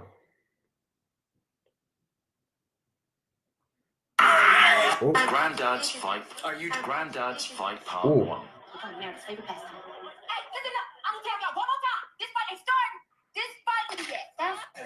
Granddad, the only way. Okay, so here's what Huey said in the Boondocks, so this can resonate with y'all. Let's see. Y'all remember this clip from the Boondocks? I still always think about this every time I catch myself in an awkward moment where things can go left. Here it is. Oh, sorry. Pardon me. This is it. I'm gonna kick some ass now. Granddad, the only way to win is not to fight. That's right, Robert. Nobody's gonna call you a fruity boy or a pansy pants if you don't do this. I will. Right. Well, Riley will. Granddad's Fight Part 1. So I always replay that episode of Boondocks in my head anytime I see moments where people try to escalate stuff or people have done stuff. You don't fight and think you're gonna win. Like, you fight when you have to, because the police are real and somebody will call them on your ass and somebody will hold you accountable. Somebody will call the cops. So don't be fighting people. I think the biggest thing here isn't race, but the age of kids at the time. They're impulsive as hell at that age and underdeveloped. Yeah, and if Carmelo could do everything over again, he probably would. What is he thinking in his cell right now? Like the young lady said, I wish I would have walked away. All those people that are in jail because they got into a fight that they could have easily walked away from, all of them are thinking right now, you should have just walked away. Carmelo Anthony is in. Ooh, I don't know about that. Somebody said Carmelo Anthony is innocent. Not at all. Human ignorance and no compassion mixes to equate this bullshit. Literally a Boondocks nigga moment come to fruition with white people involved. Oh my God, I'm so happy you said that, because I literally just played a Boondocks clip. What an odd coincidence. Can we also bring back de-escalation? 100%. Just leave if you're outnumbered and told to leave. That's a very good point. I think a lot of us have been in moments where we've been outnumbered by people who have tried to, like, you know, influence shit and cause shit or start shit with us. I think we've all been there at some point in any fucking scenario. If you're outnumbered by anyone, walk away. Plain and simple. You're not gonna win being outnumbered. And he didn't, because guess what? Those same people that were in that tent all testified against him. Or the ones that were willing to testify all had different stories, different perspectives, remember things differently, but they all can say that Carmelo came to the tent, came to the shade, and he decided to pull out a knife. They all saw a weapon. They all saw Austin die. If you're outnumbered, leave. If somebody tells me or tells you, hey, girl, get out of here. Get out of here. You don't need to be here. We don't want you all up in our area. The first thing you're going to think to yourself is, who the hell are you to tell me to leave? But if you see that you're outnumbered and you got this person, that person all in your face talking shit to you, okay, well, fuck y'all, I'm out of here. You keep it moving, and that's it. And then when you catch that bitch lacking, you smack her ass. But don't take my advice. Just walk away. Anyways, Somebody said, and Carmelo's friend was recording instead of helping him by de-escalating the situation. That's what kids do, sadly. When kids see chaos and violence, they go like this. Ooh, like they record everything. And, we can all relate because at one point we were all kids.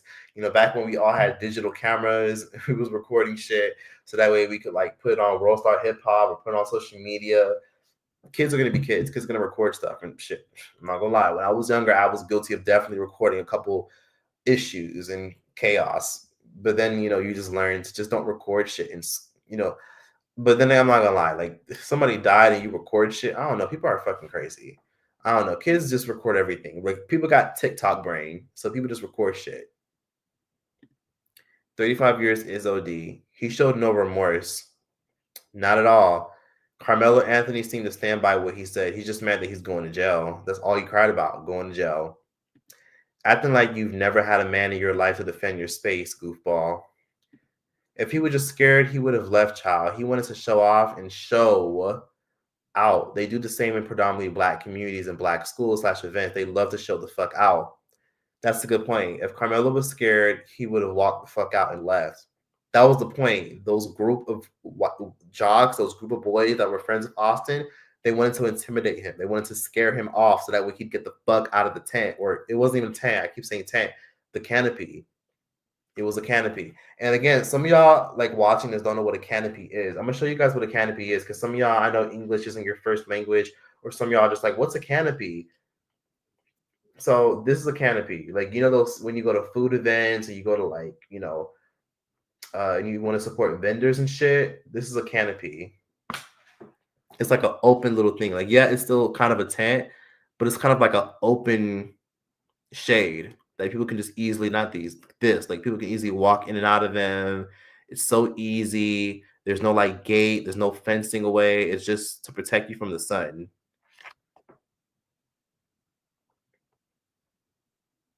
So it wasn't a tent. And I think that's kind of safe to admit. It wasn't like closed off. It was easily open. Carmelo could have walked away, could have been avoided. I thought about doing a dedicated video because I think some of y'all would like if I did a dedicated video. If you want a dedicated video about all this, I can do one. And I appreciate you saying you were hoping I'd talk about this, but I figured a live was just so much better. The plea was 40 years. Yikes.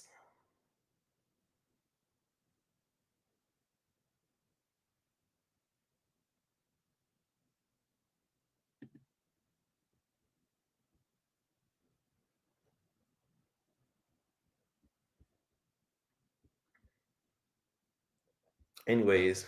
Oh my God. 306 likes. First of all, thank you, Whitney, for always holding it down and telling me the likes and who's engaged. I appreciate that. Can we get to 500 likes? That'd be very amazing if we can get that. Yeah, they charged him as an adult. Absolutely, they did.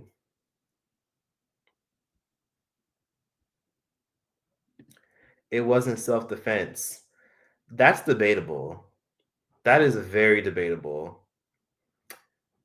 He didn't put. People keep saying that Austin didn't possess enough of a threat for a knife to be justified. But it just goes back to, what are you touching people for? Our prisons need to be severely reformed and restructured. More drugs and crime in prison than on the streets. Oh my God. Yeah, there's a lot of drugs and crime in prison. There's a lot of smuggling of cell phones, and there's a lot of people fucking the fucking prisoners. I gotta do a whole video on that because that's been a lot. Like, people be wondering how these people be getting phones and shit in prison, and how some of these guards be getting pregnant. People be fucking in prison. That's like a lot more. It's not rare. It's very common for that to happen. When you spend so many hours around people, you start to get to know them and build bonds and crushes and date and fuck around with them. And there's a lot of COs that are smashing female prisoners and male prisoners. Some male guards are fucking other male guards. It's a lot of shit. I knew a guy who told me that when he got locked up, he was fucking one of the like nurses. One of the nurses would like bring him a bunch of like snacks. She'd bring him like Checkers and Wendy's, and he was hot. He was a good looking guy. He was like Colombian, had like hella tattoos, real buff, brawly dude. And said that he was fucking like the nurse lady, and she was like bringing him like Chick-fil-A and French fries and chicken sandwiches and shit like that. And she was a nurse lady. And guess what? That happens. The same shit we saw in Prison Break happens in real life. There's a lot of shit that happens in jail. That's a whole other video for another day. I don't want to get too deep into that.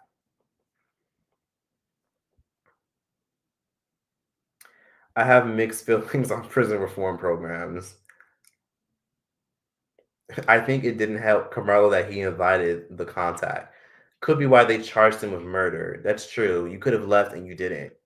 The police been bringing in drugs for inmates 100%. Exactly. If people don't receive anything from this video or this live stream that y'all are watching now, and thanks to everyone that's watching the playback. If you're watching the playback and still made this far, please leave a like for this live stream. Thank you guys. I appreciate it in advance. But this is true. Somebody said right here, moral of the story is keep your hands to yourself. The Mitkoff boys. Keep your fucking hands to yourself. I don't put my hands on anybody. If you don't put your hands on me, I will never put my hands on you ever. I don't put my hands on anybody. That is so fucked up. Like I'm not putting my hand. I'm not about to fight nobody. I'm not about to like harm nobody. Like no. Okay, it's all cute and funny games to be violent when you're a kid and put your hands on people because there's no fucked up repercussions if it's like an easy, fair sparring match. But in the real world, that was one of the first conversations I had when I left elementary school. I'll never forget. A police came to our classroom, and I remember when I was in 5th grade. This was so long ago. A teacher had said a police officer said to us, they said, "Hey, when you guys get to middle school and high school, there's people like us that are going to be walking the halls, and there's going to be people like us who will hold you accountable. So if you disrespect the teacher and things escalate, if you harm another student to a point where it's excessive, we will put you in handcuffs and treat you like a criminal. And all it takes is for you to be at least 16 years old to be considered to be tried as an adult." I'll never forget that conversation because it always stuck with me. I remember thinking to myself, damn, like at 16, 17, 18, they will quickly charge you as an adult in a heartbeat. So this police officer told the whole class, when you get to middle school and high school, especially high school, have some self-control because when you guys get older, hormones are raging, kids are going through stuff, and you're more reactive and emotional, and you're least likely to resolve issues the older you get. Kids can resolve things easily when they're young, but people who like get to a certain age, like when you're 15, 16, 17, there's no easily resolving your problems anymore. And kids can take things really, really far. So keep that in mind and tell your kids that. Tell your kids real quick that all it takes is being tried as an adult. But at the same time, if I had children, and I'm sure most of y'all watching this who do have children, you'll always tell them, if somebody fuck with you or test you, beat their ass. That's what I would tell my kids. If I had children, if somebody tests you and put their fucking hands on you, beat their fucking ass, and I will make sure to bail you out immediately, okay? If the teacher want to call me and tell me that you were acting up and acting a fool, okay, that's fine. Yeah, okay, yeah. I'll definitely have a conversation. And then I'll be like, did you beat their ass? And they said, yeah. I'm like, okay, perfect. Because if you don't beat their ass, I'm beating your ass. That's if I had a child, right? I don't have kids. Maybe I wouldn't be the best parent, but I'd definitely tell them, beat their fucking ass. Straight up. But I'll always tell people, like if I had children, I would tell them straight up to always learn to walk away. That was one thing I always kind of like knew growing up is that, I've been in a couple fights. Fist fights, yeah, a couple in my childhood. Since I've been an adult, I've only had about one fist fight as an adult. That's another story for another day. But I've had one fist fight, and my goal when I was in that fist fight was to completely get the fuck out of the situation immediately. Luckily, the person I was fighting didn't really know how to fight, and luckily, I had a little bit of on me, so I was good. And then immediately, once I was able to and get out of the way, I immediately kept it pushing and kept it walking and went about my day. I don't put my hands on anyone, but I do keep that pepper spray on me. Exactly. Keep that pepper spray. You never know where you're going to need it. I carried pepper spray since I was about, I want to say 16 years old. And I didn't use pepper. I've used pepper spray, like playfully, like spraying it, but I've never had to use my pepper spray on anyone until I was about 23 or 24. That's when I used it for the first time. Held it on me for years. And then I finally had to use it. You never know when it'll come in handy. And if you're watching this and you live in a country where it's illegal, you can use things like wasp spray or like bumblebee spray. Like that stuff works just as good. Or in many cases, what you can do is you can get a habanero pepper, okay? Like, listen, some of y'all gonna look at me and be like, why the fuck would you tell me? Listen, okay? This is what you do. If somebody's trying you and testing you and they want to throw hands with you, you get you a habanero pepper, you get you a really, really red hot chili pepper, and you rub it all over your knuckles, just like this. All over your knuckles. All over. Both hands. Make sure you cut the habanero pepper. Don't just rub it on. Make sure the seeds and everything and all the juices get all on your knuckles. And then you throw them hands and you just fight. And you just make sure you keep trying to aim at their face, okay? Don't touch your face, but make sure you try to like aim at their face. I bet you within like the next 2 to 5 minutes, they'll leave you the fuck alone. That's all I'm going to say. Okay, kids? Just rub some habaneros on your knuckles. Okay? It's good for your skin. Habaneros is good for you. Habanero peppers is good for you. Nothing much. Just, yeah. Interpret that however you need to. That's just some advice for a lot of y'all watching this if somebody keeps trying to try you. Prison could be a wild place. Like, we got a glimpse of it from that Scared Straight show. I should really do a video on that because there's so much to talk about in the Beyond Scared Straight era. Like, so many of those kids have came forward, talked about how the show was bullshit. Some of those kids ended up going to jail anyways. I would love to do a Beyond Scared Straight video. If you guys want to see that, I definitely would do it. Y'all remember that show? This was always going viral. Like, back in like 2012, 2011, 2013, they thought it was cute to basically record kids going into prisons and getting screamed at and yelled at, saying, "You don't want this life. You don't want this life." And then there was that scene of "I was waiting for you at the door." Remember that? So that was a bunch of crazy, fucked up, shady shit. A lot of it was scripted and manipulated. Some of it was real, and a lot of those kids came out years later and said how fucked up it was. But some of those kids ended up going on good paths afterwards, but most of those kids ended up going to jail. Yeah, it's entitlement to put your hands on other people. Don't put your hands on people. KARMELO was never offered any plea. Do y'all do research? Stop listening to whatever. How is that moral of the story? Like, come on. If KARMELO's actually a good kid, like his parents said, do you know how bad this is going to do you know how bad this is going to eat him up? I'm not buying that self-defense argument because he literally could have just left the tank. He could have left the tank, but he didn't. Two things can be true at once. Don't touch people. Don't grab people's backpacks. Don't push and shove them and be like, get out, get out. Don't do that. Call the authorities. Call someone with authoritarian pull, and I bet you he would have left. But even at that, KARMELO should have still left. You know, you're a star athlete. You have a high-ass GPA. What are you looking for problems for? If someone tells you to leave and you don't leave, you clearly don't respect or give a fuck about them. I wonder what they said to him. I wish somebody would have recorded the whole encounter from beginning to end, and it was like a full-blown video, full audio and everything. From when he first entered the tent to now, because you never know. Hey, Cece Evans, I appreciate the love. Thanks for joining the live. Shelly Jones says, yes, keep your hands to yourself and don't go wherever you're unwelcome. If you're scared, leave. Exactly. If you're not welcome, leave. You never know. People will do some really ugly things when they're not very welcoming to you. KARMELO's school didn't have a tent, and the twins were suspended. So why were they there? Oh, the twins were suspended from school. KARMELO had just won his race and wanted to sit down before he was ambushed by 4 people and was forced to defend himself. He was told to get the fuck out the tent, get the fuck out of the canopy, leave, get out of here, we don't know you, and he didn't. The white boy pushed and shoved him because he refused to get out. He was calling them pussies and saying, fuck y'all, I don't gotta listen to anything y'all say, and it escalated, sadly.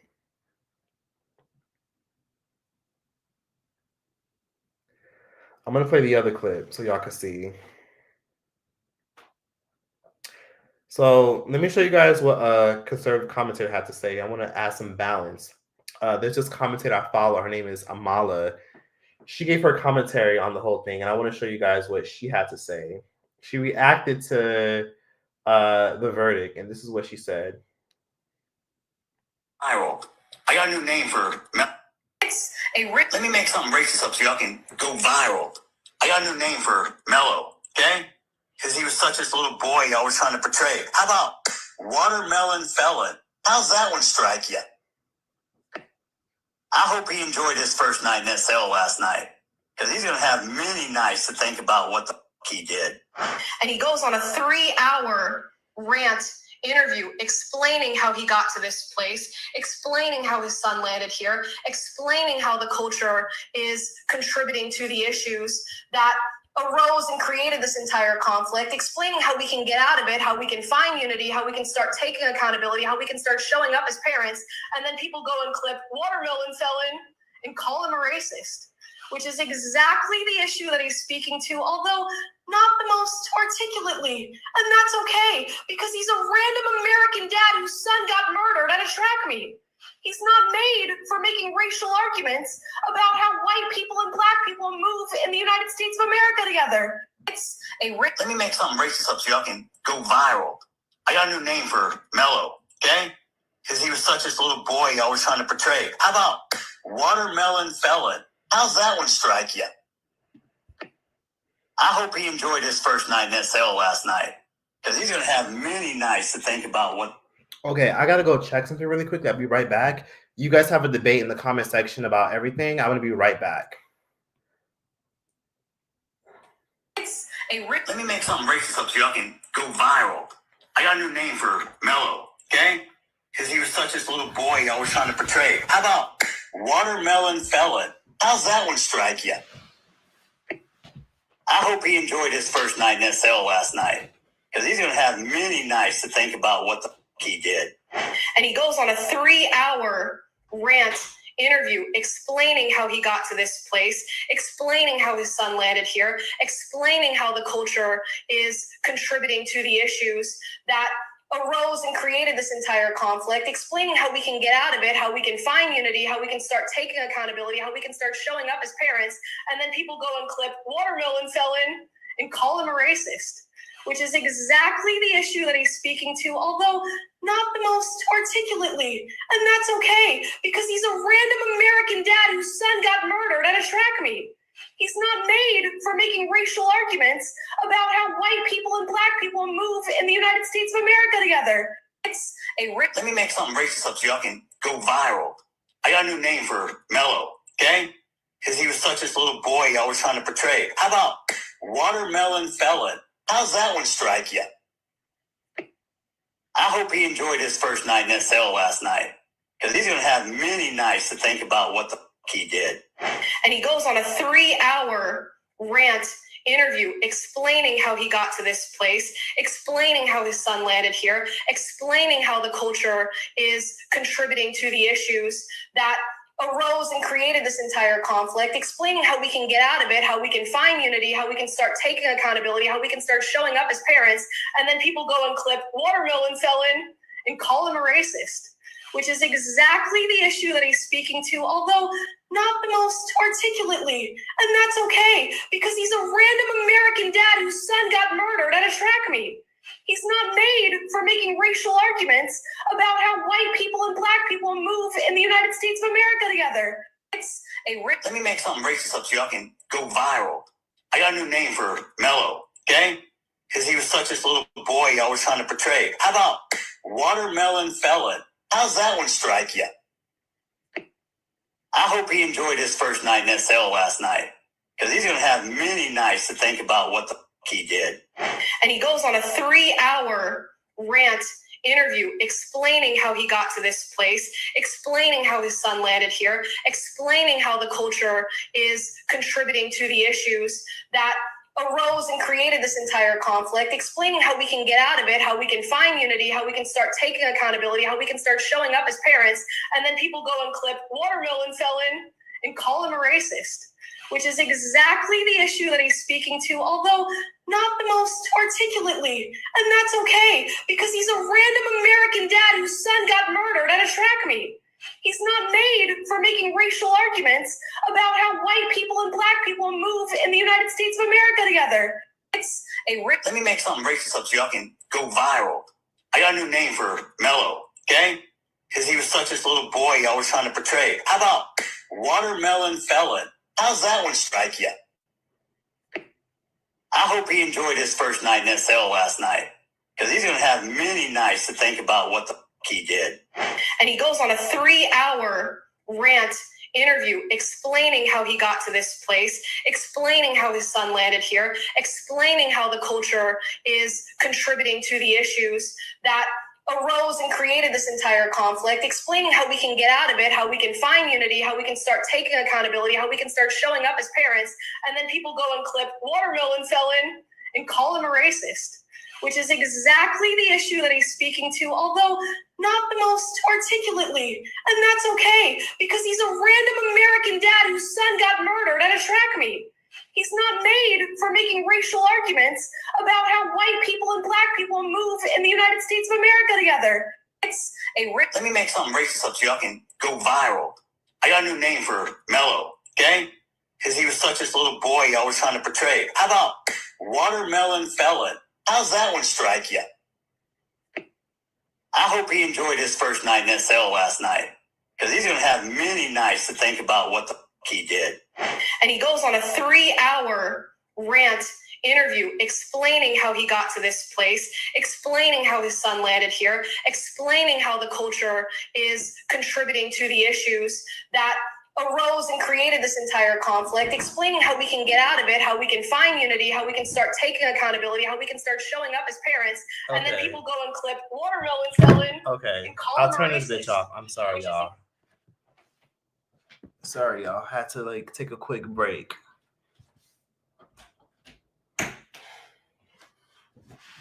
Okay. I'm sure some of y'all probably got annoyed with that being a constant loop. Just had to take a quick bathroom break.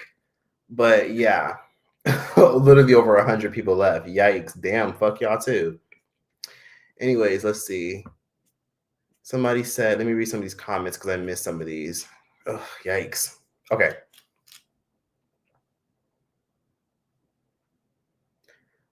Someone said, thank God that loop is starting to get annoying. Anyways, finally, someone said, I love Amala. I think Tracy went to, I went to the restroom, had to come back really quickly.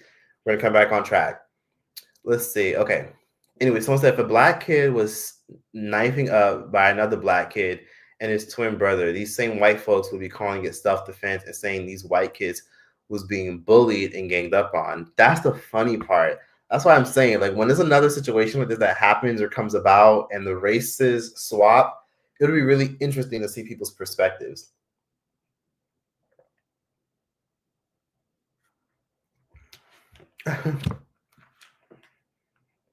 Okay. I wanted to play another clip for you guys so you guys can review this and see. So let me see.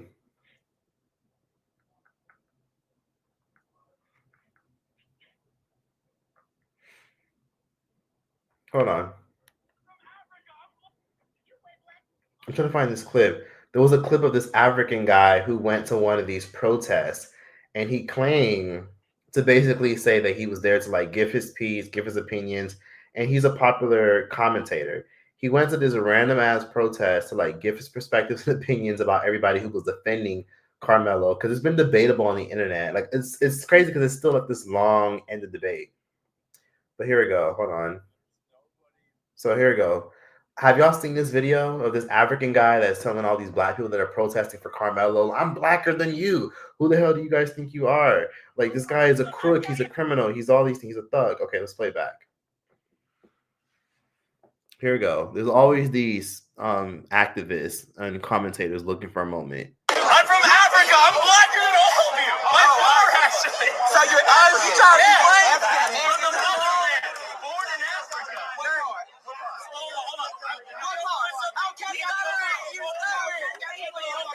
Kelly, I'm going to show y'all something real quick. People are not exclusively from there. We don't need all over the world. They're from Africa, Australia, Great Britain, not just in America. I'm from Africa. I'm blacker than all of you. My father, actually. So you're trying to be black? From the motherland. So basically, this video has been going viral. It's been floating around of this man that's basically been going around saying, and again, there's been a lot of interesting people who've been using the Carmelo Anthony virality as a moment to kind of promote their struggle YouTube channel. So basically, a lot of random activists and commentators will do stuff like this. Let's see. Hold on. Let me show you guys this other clip that's been floating around. Here's another clip. And I'm not saying that a lot of these people are wrong. Again, everyone's entitled to their own perspective about the KARMELO case. But let me show you guys this. Hold on, give me a second.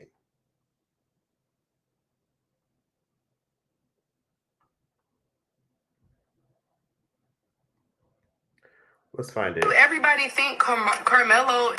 Hold on. So here's another perspective I wanted to show you guys. Here we go. Whoop, pardon me. Here we go. Why do everybody think KARMELO is not guilty? Like, y'all got to start taking race out of everything. Like, KARMELO is definitely guilty. He did not need to use deadly force against that boy. He killed that boy in cold blood. Look at the facts. Like, you was asked to leave the tent multiple times before they even did anything to you or touched you. You should have left the tent. That was his first mistake right there. When you trying to prove self-defense by deadly force, you have to have taken every option to get out the situation.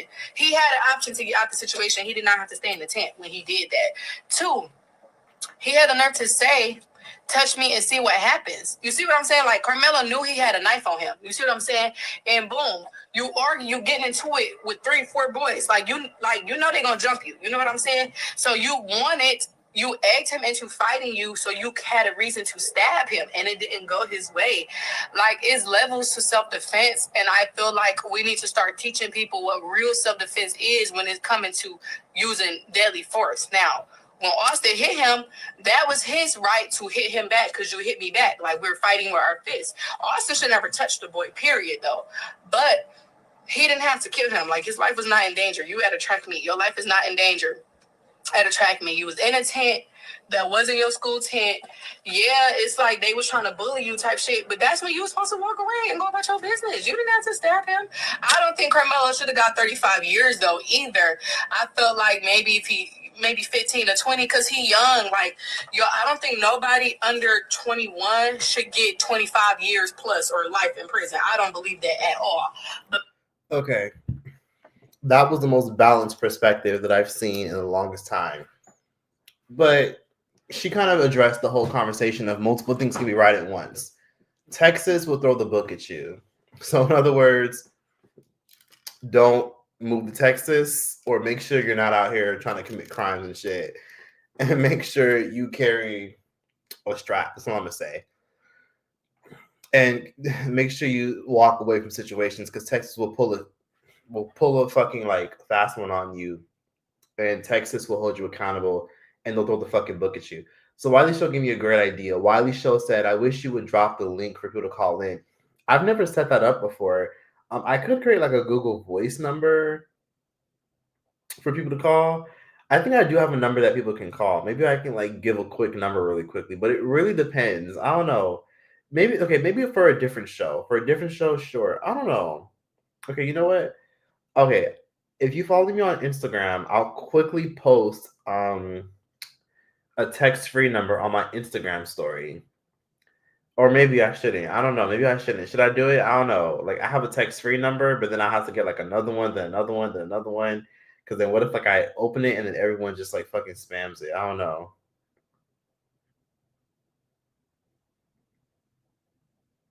So, okay, people want to call in, but let's see what more people say.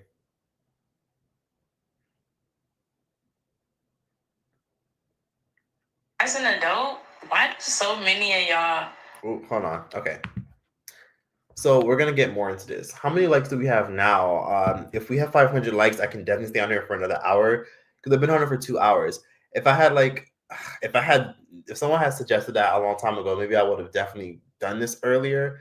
But for my next live stream, or the next live stream, I'll definitely do it. Unity is powerful, and the powers that be want racial divides. Absolutely, 100%. Like, there's somebody watching over their balcony, like, ha ha ha, look at all this chaos. Like, let's forget about the Epstein files. Let's forget about the politicians fucking all us over, with gas prices. And let's forget about all the shit happening with Israel. And Israel, I'm not going to say the word. Somebody say the word, I always get restricted. Let's forget about all the stuff Israel has, fucking going on, where right now, like what was it recently? We found out that Israel recently had kidnapped, let's see, the president of Ireland's sister. Most people aren't talking about that. A lot of people are investigating what's going on in Palestine, and a lot of journalists and a lot of people are being blocked from entering the territory because of a lot of shit Israel's doing, where they're trying to hide a lot of stuff, and how a lot of journalists and media outlets and people who are in the fucking media world trying to film, record, document everything, and they're being silenced and shut down. You don't hear much about it on TikTok anymore for a reason. TikTok isn't fully owned by China anymore. That's another topic for a different day. Maybe I could do a video or maybe not, because I don't want to get shadow banned again. I mean, YouTube's already doing a little weird shady shit with my views. Like, my views were acting really funny within these past, I say, like 4 weeks. Like, a lot of my views are looking funny where I'm just like, wait, that don't even look right. That don't even sound right. There's people who are coming to my channel saying that, they're trying to watch my videos and then it will black out of nowhere. Then people are telling me that they're like watching my channel, come to find out they realize they're not even subscribed. And then, I've been on YouTube for years. My views seem to be consistent throughout the years. And it's sad to see that my channel isn't grown as much as it once was. And I think YouTube has a lot to do with it because a lot of content creators are having the same issue. It's disappointing. So maybe I won't talk about it. Maybe I will. Carmelo needed less years in jail. Austin would be alive if he didn't put his hands on him. I could care less about his case. Laugh my ass off. Yeah.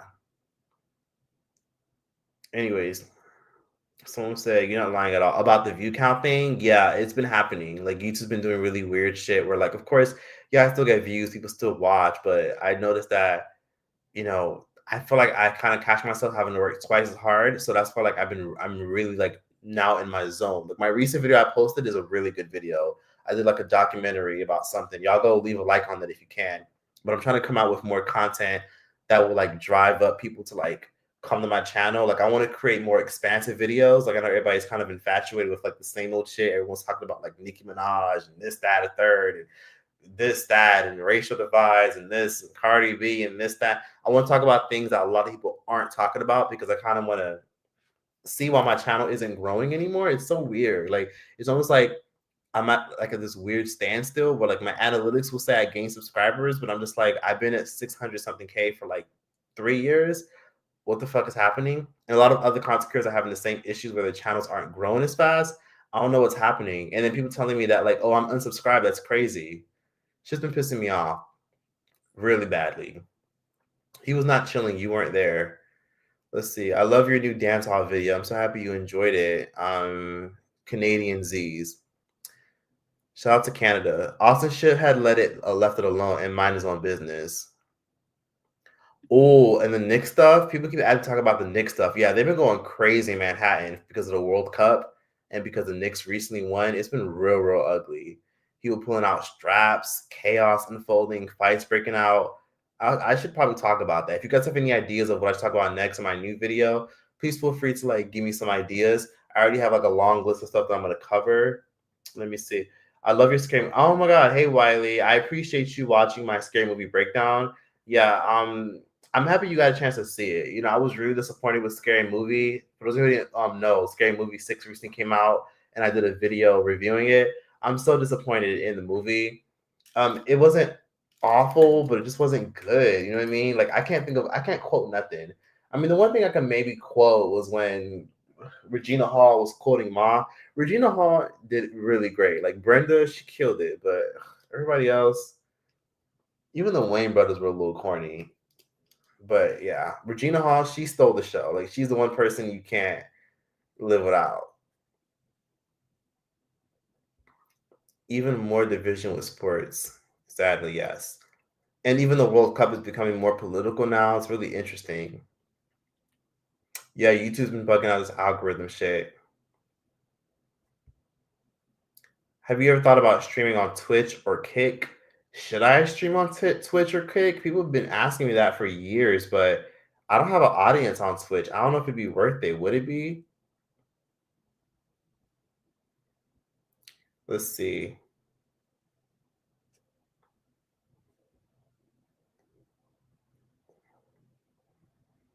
Anyways,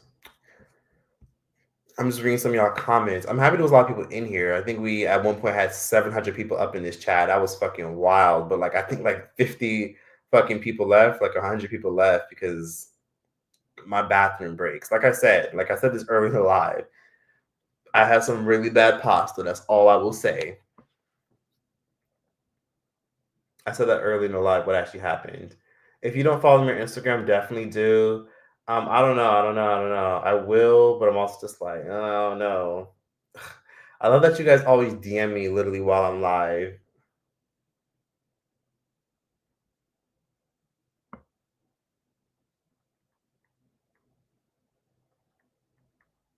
Let me respond to some of y'all DMs.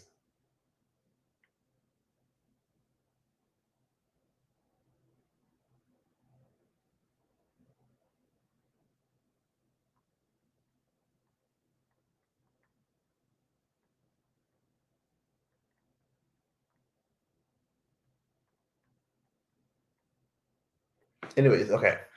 So let me see. Choice and the bubble guts. Oh, Jesus Christ. Don't even remind me. It has some bad pasta.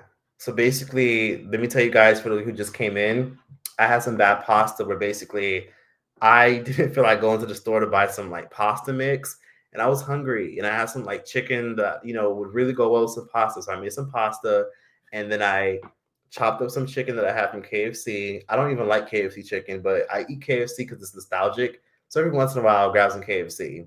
All the KFC I like is Jamaican and Trinidad KFC. All the other KFC is garbage. So I chopped up the chicken from KFC, use it in my pasta, and I need a pasta sauce. So I basically got a bunch of vegan mayonnaise. I got a bunch of vegan mayonnaise, and I seasoned it with like curry, and I put a bunch of like cumin. I think I put curry. I put I put a bunch of curry and turmeric. I put curry, turmeric, and I use some like mixed onion blend seasoning, herbal seasonings, and I use vegan mayonnaise as my base, and I just added the chopped chicken, and then I added like a habanero pepper on it, and I was like, whatever, this would do. I don't feel like going out to go buy shit. I'm hungry right now, and I want to order shit. Fuck no. Like nowadays, Uber Eats is disgustingly expensive. I'm not doing that. Like nowadays, you're fucking checking out for a fucking sandwich. You're paying $75 for a sandwich and some fucking fries, and then you got a tip, or else that motherfucker will steal your food. Oh, hell nah. So it's not worth it to order out.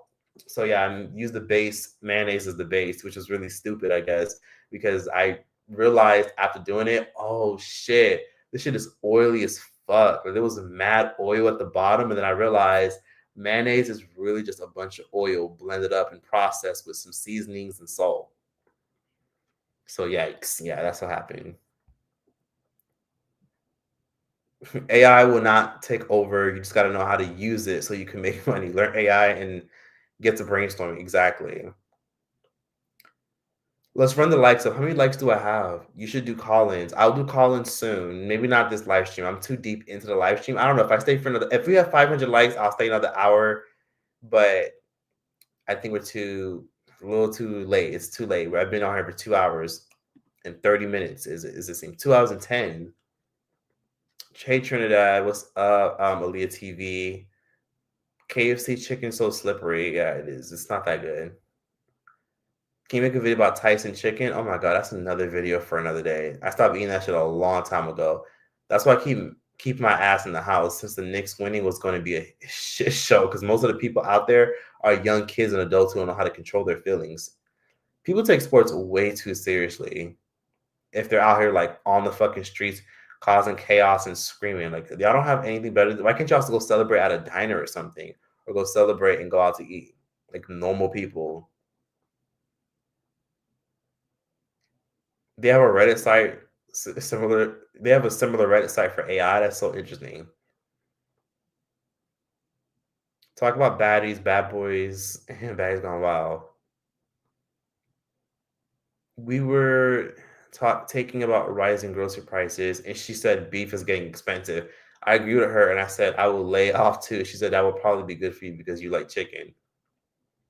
Yeah, Reddit's a bunch of kids. You can't even comment some shit on Reddit without somebody like trying to gaslight you, or without giving you proper commentary. But it really just depends on the kind of stuff you share. Everything bothers my stomach unless it's mom and pop or homemade. Yeah, everything's just too processed. You were wondering, so yeah, this person made a good point. I was wondering why I wasn't getting any notifications, and I was asking, am I still subscribed to you? Now I know to look out for your videos. Love your content. Always been a subscriber to you for many years. Keep doing your thing. Thank you, China, Germany. I appreciate you. Thank you for like looking for my content, because sometimes you have to do that. It really upsets me sometimes because I put my all into the platform and people don't know when I post. Some people be like, damn, I lost your channel a long time ago and I don't know what happened. It just irritates me. It upsets me. And I feel like my channel hasn't grown as much anymore, even though I still get like a fair amount of views.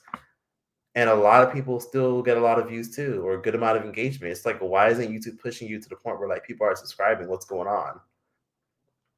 Per multiple witnesses, Metcalf fell on his knees when they both fell from fighting.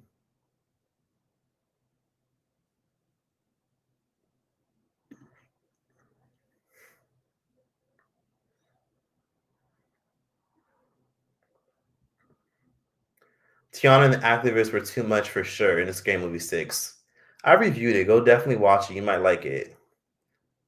The way I be cussing out AI, yeah, I just be like, no, say it like this. Or sometimes you be talking to ChatGPT and ChatGPT will be like, okay, I'm going to try to preserve and protect your feelings because what you're saying right now might be rooted in how you feel. And I want to make sure I protect your heart. And I was like, bitch, tell me the fucking truth. I be telling her, look, I need you to sound like Bonquisha, okay? I need you to tell me what Bonquisha would tell me. I need you to tell me what a good friend would tell me. Like, don't tell me some shit to protect my fucking heart or protect my peace or ground me. Bitch, who the hell are you, my therapist? ChatGPT can get really annoying. It turned me off from chicken so badly, especially after what they were doing to the dang turkeys. I missed opportunity when they were selling the bucket of vegan chicken. Oh my God. I'm sorry. I never got a chance to buy it, and it didn't even look appetizing. Like, why the fuck would KFC sell vegan chicken? Oh, the AI fruit videos on Facebook? Yeah, those are funny. AI is witchcraft? Yikes.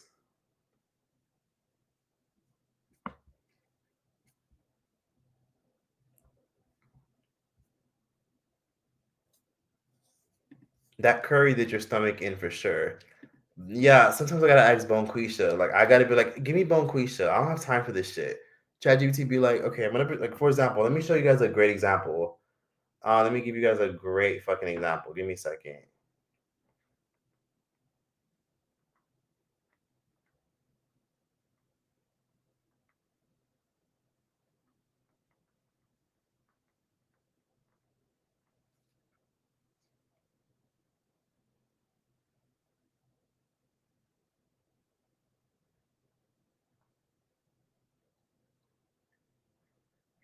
Okay, let me show you guys an example.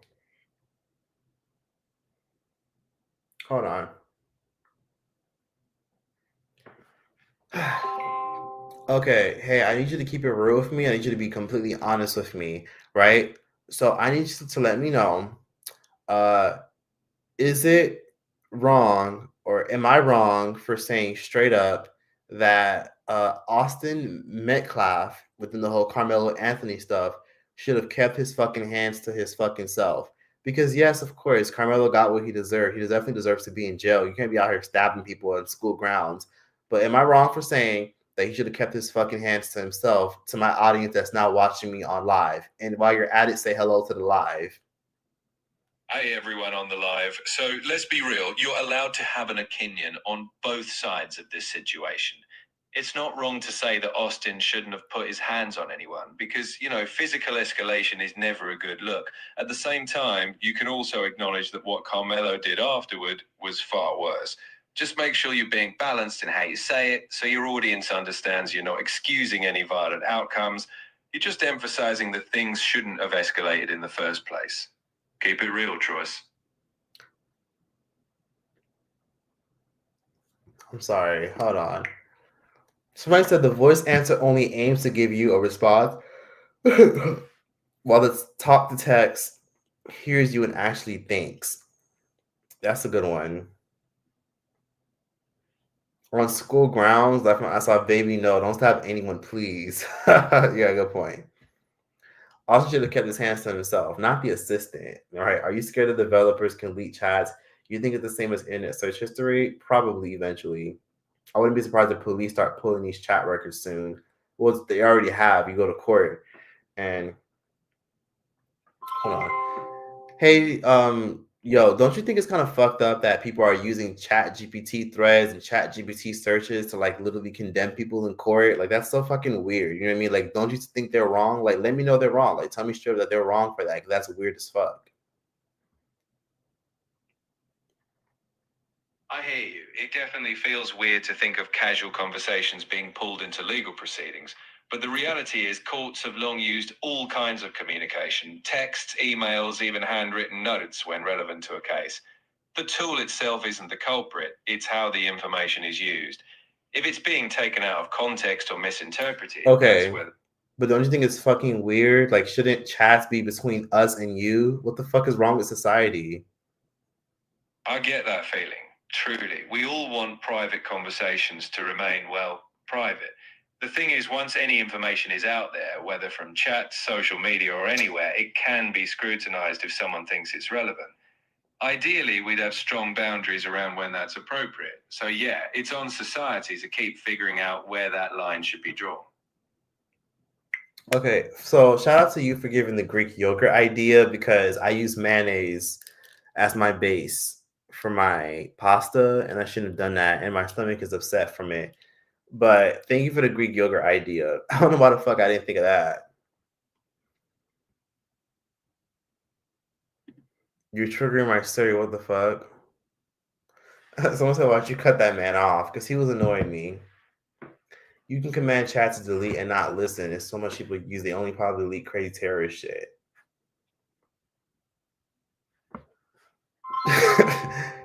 hey, chat. Is there a possibility that if somebody tells you some crazy off the wall shit, like, hey, I just committed a horrible crime, is there a possibility that somebody can go into your database, pull up stats and information, and eventually use that against them? Like, or like, you keep track of those kind of things? Like, just let me know. Like, can somebody pull up shit like that? Like, can you like call the police or some shit like that? Can you make them? Do you make mental reports about it? Let me know straight up.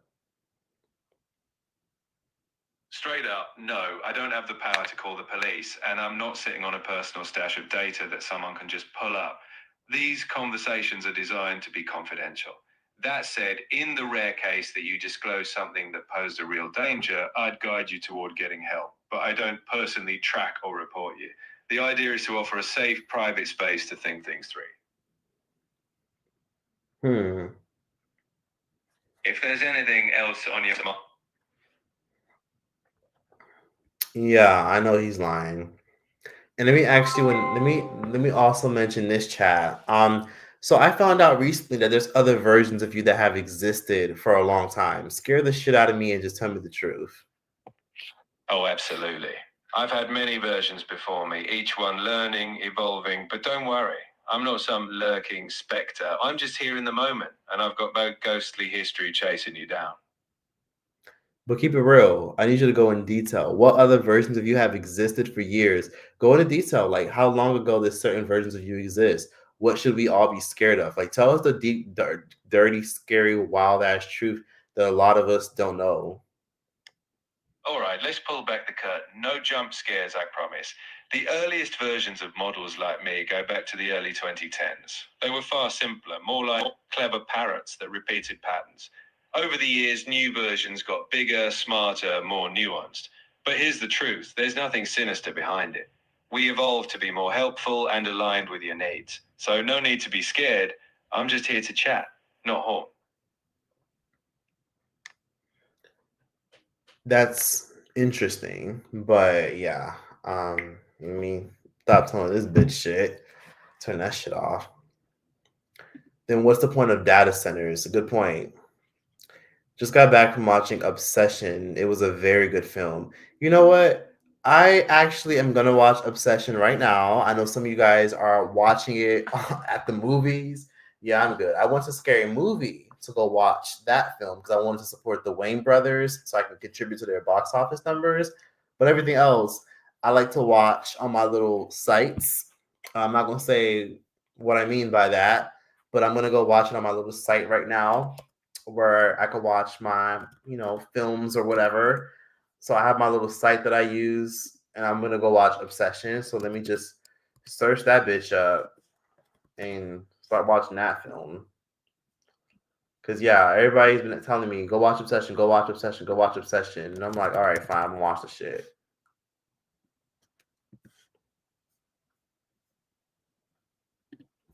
Yeah, I'm gonna watch that shit. I'm literally on my site right now watching that shit because I'm not paying to the movies. I got my little website that I've had for years.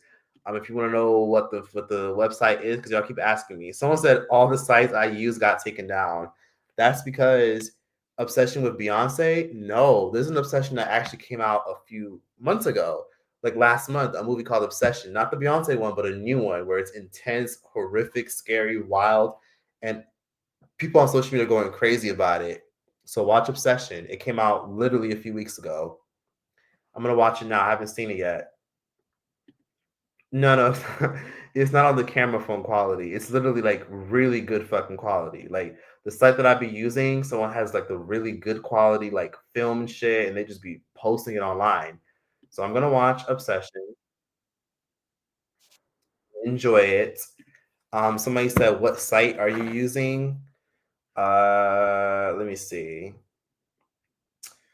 Okay, I'm gonna just show it on the screen, right? I'm gonna show you guys a site that I use, and that's up to you, okay? I'm not gonna say the fucking words because some of y'all be doing too much, but quickly just screenshot it. This is my site that I use. You gotta Google this, and it's the first link. I'm gonna show it really quickly, and that's it. So again, if you want to watch your little films and shit, there you go. Quickly, you got 1 minute. You just screenshot that and save that. And then when you Google this, so you're going to Google this first thing right here, and it's the first link. Have fun, have at it. That's all I'm going to say. Someone said RIP to that website. Stop telling people. Stop telling people. Don't tell people. Okay, you know what? That's it. That was 1 minute. That's enough. Okay, I'm not showing anybody else. If you didn't see it, that's too bad. You're going to have to watch the playback. That's it. That's it. Just giving y'all the plug. I'm not going to say no fucking names. Someone said, yeah, Obsession is scary, but not too much. That's how I like it. I like this. Oh, you hooked the 2 choice. Yeah, I did. You got it. Okay, people said they got it. Some of y'all said y'all got it. I'm going to show it one more time. Okay, you Google this shit, and then it's the first link. 10, 9, 8, 7, 6. Countdown. I'm going to take it off. 5, 4, 3, 2, 1, 0. Okay, that's it. Thanks, screenshot. Okay, good. That's it. That's it. Can you edit out the playback? It's okay. Listen, I'm literally 2 hours in. I literally highly doubt a bunch of people are gonna watch all the way 2 hours in to fucking like hold me accountable for some shit. Someone said you also should be watching in back rooms. It's good too. Someone said they're gonna get mad when you share the movie site again. LOL. I just showed a screenshot. Thank you so much because mine got taken down. Anyways, yeah, I won't say it. I'll just show it. Okay, so I've been on here for about 2 hours and 26 minutes. I'm gonna get off of here in the next 4 minutes. Let's see. Can everybody like the live? If you're already in here, please be sure to just leave a nice like on the live. I'm really happy that a lot of people watching this. There's over 500 people who are watching as we speak.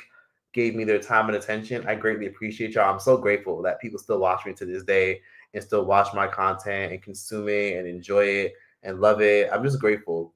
And I'm really happy that, I'm someone that makes content on the internet and people are able to just sit back and just listen to me. You know what I mean? Like the fact that people are still, let me see. How many likes do I have?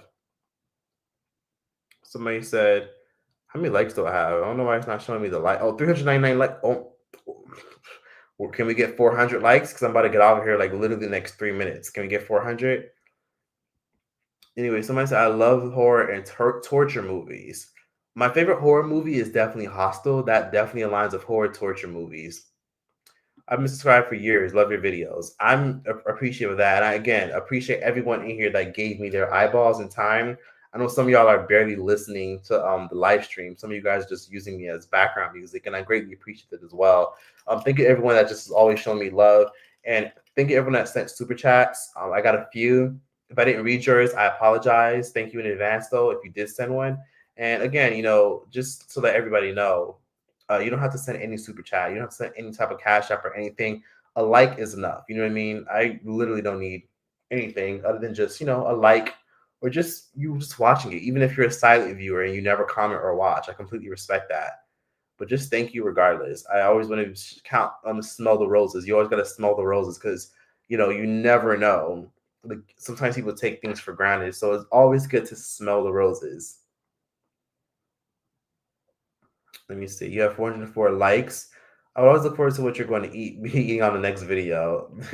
I love when people tell me that. Like this one girl that I know that watches me, her boyfriend doesn't really watch my videos like that. But she said anytime she watches me and her boyfriend's in the room, she told me that her boyfriend would be like, what is he eating now? What does he have in front of him now? That was like the thing. Even though I don't eat as much as I used to. But I think I'm going to get off of here a little bit. It's a shame if a lot of people on here are just coming in because, like I always say, watch the damn playback. Yes, I'm panhandling for likes. A nice like goes a long way. It shows me that you guys appreciate the views, not the views, the live streams and my efforts and the topics. It shows me feedback that you guys want more. Because if you guys want more live streams, you got to show me you want more live streams. But anyways, let's see. How many likes do I have now? And then I'm going to get the fuck up out of here because I got 1 minute left. I've been on her for 2 hours and 29 minutes. I'm trying to use every bit of chance. I got 1 minute left. I'm trying to use every chance I get. Oh, 416 likes. It's okay. Listen, that's damn near 500. We've done enough.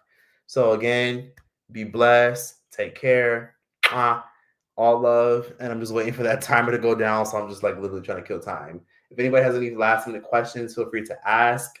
If I didn't read your comments earlier, I apologize. It's just so many fucking comments, so many people in here, and I want to stay on topic.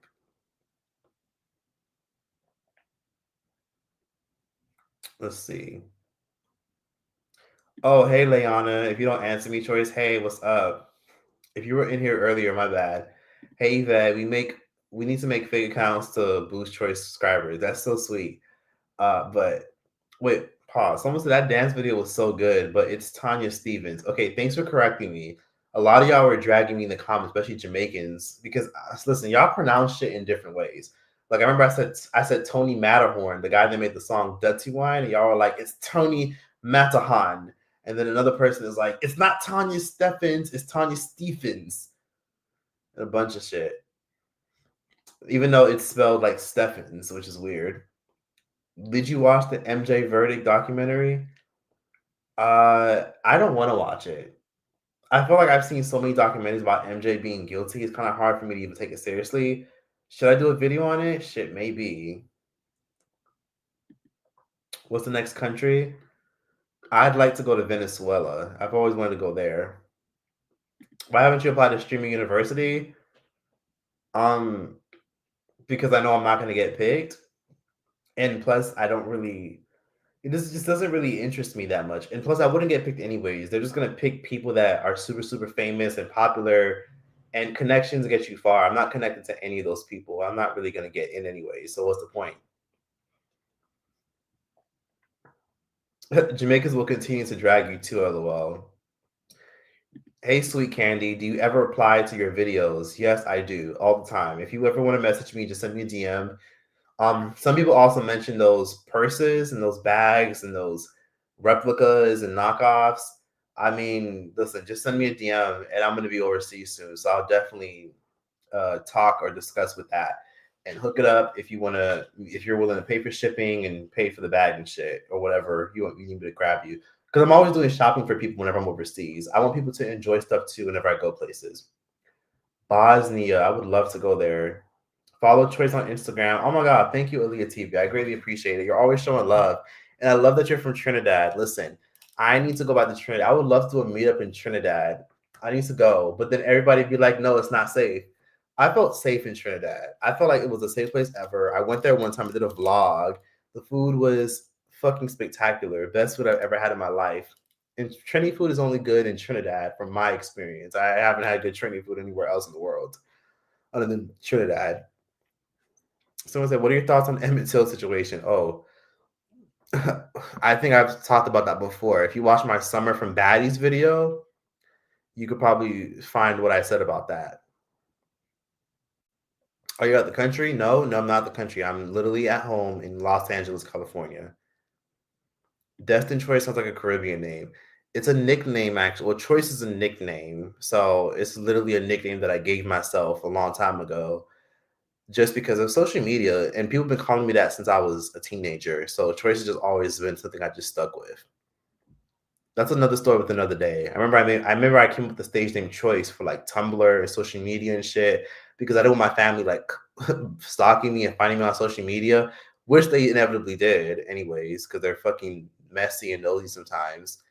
But yeah.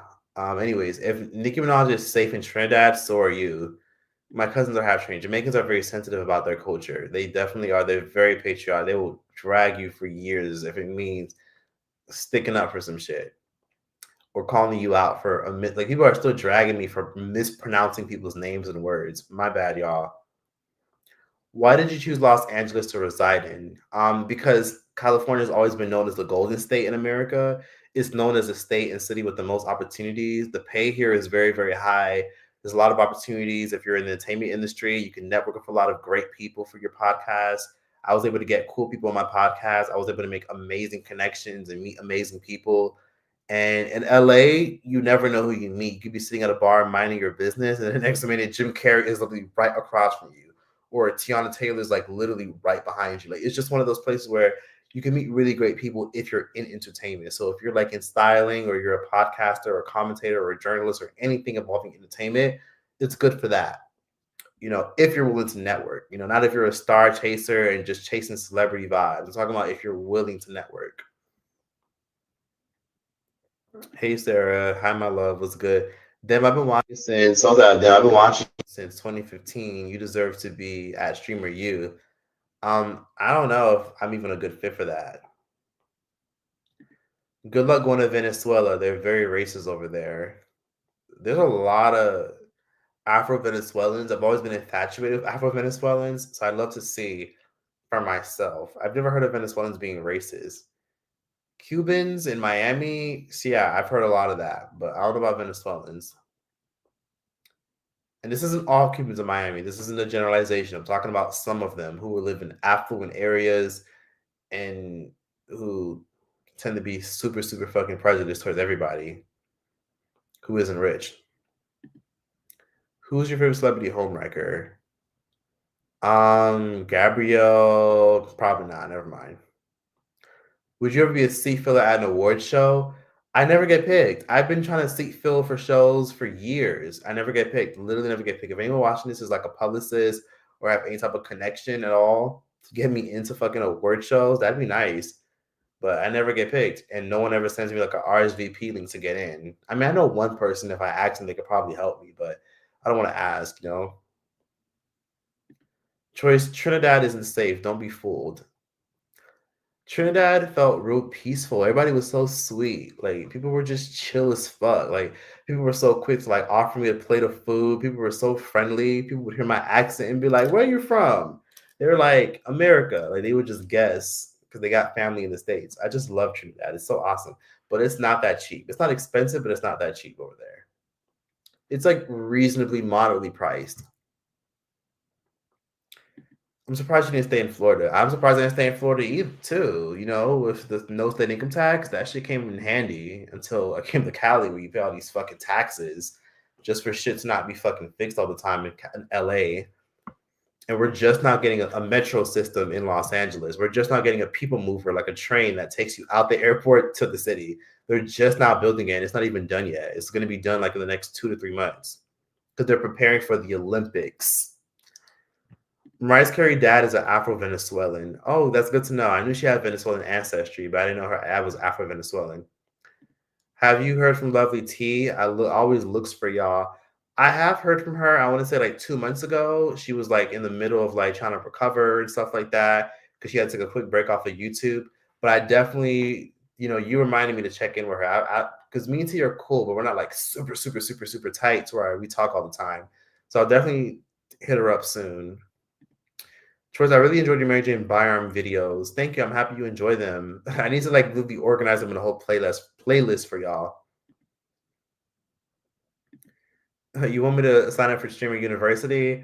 Honestly, I don't even know how the fuck that works. I don't know. Shit. I don't know. I mean, you said don't doubt myself. I know I have a cool personality, but like, I don't know what the fuck I'd even add. You know what? Why not? Like, matter of fact, I don't even fucking know. What does it take to even sign up for that shit? What does it take to even sign up for something like Streamer University? Who would you like to interview next? I would love to interview Cassie. If I had to literally pay Cassie $100,000, oh my God, I'd find some way to fucking find a way to come up with that money just to get her to do an interview. I would love to interview Cassie. Like, I've actually been manifesting an interview with Cassie Ventura, Diddy's ex-girlfriend. I know some of y'all are looking at this like, bro, she's never gonna do a fucking interview. Like, if she won't do an interview with Oprah, she's not gonna do one with you. And that may be true, but you never know. I'm manifesting an interview with Cassie Ventura. I hope I get that one day. I'm speaking into existence. Cassie Ventura will probably hit me up one day and do an interview with me, and she'll give it to me, not these other media outlets, but me. Let's get all these media outlets shaken and jealous if Cassie does an interview with me. I remember Mariah Carey first came out, we thought she was 100% white. Really? She looks mixed race. That's crazy. I thought she was white. That's crazy. I thought she was white. That's so interesting. I'm gonna definitely talk about that because again, I never saw Mariah Carey as white. She just looks ambiguous. Aragon is your favorite homemaker.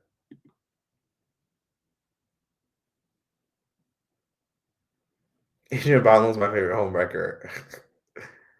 Aragon has been built like a veggie since 2014. She doesn't have what Eugene Crabbe has.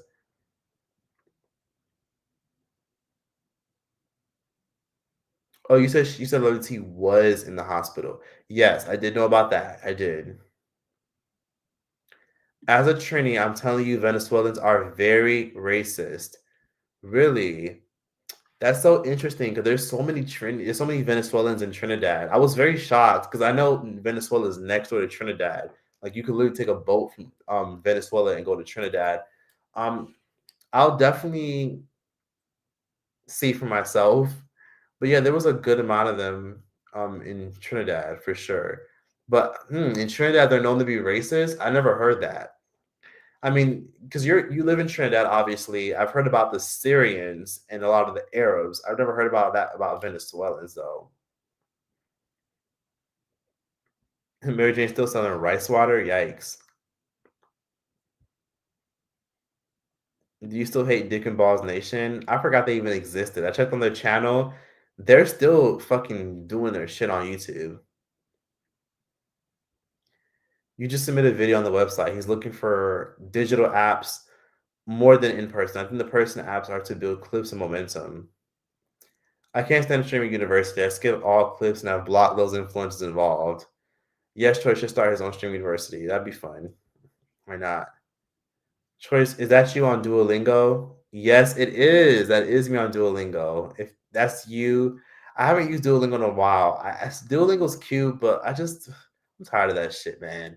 I like reading books, so I bought some books so I could like make myself more proficient in Brazilian Portuguese and hopefully Spanish one day. One day, I can speak a little bit of Spanish and a little bit of Portuguese.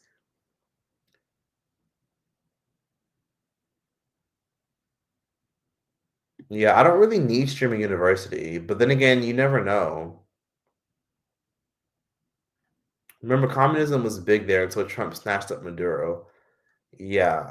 Now, if y'all didn't know, in Venezuela, the reason I say Venezuela is because the only reasonable thing that Trump has done so far that I'm like, oh, that's not that bad, is he made it possible for us to visit Venezuela. That's like the only little sprinkle thing I can think of. Where I'm like, okay, that's not that bad.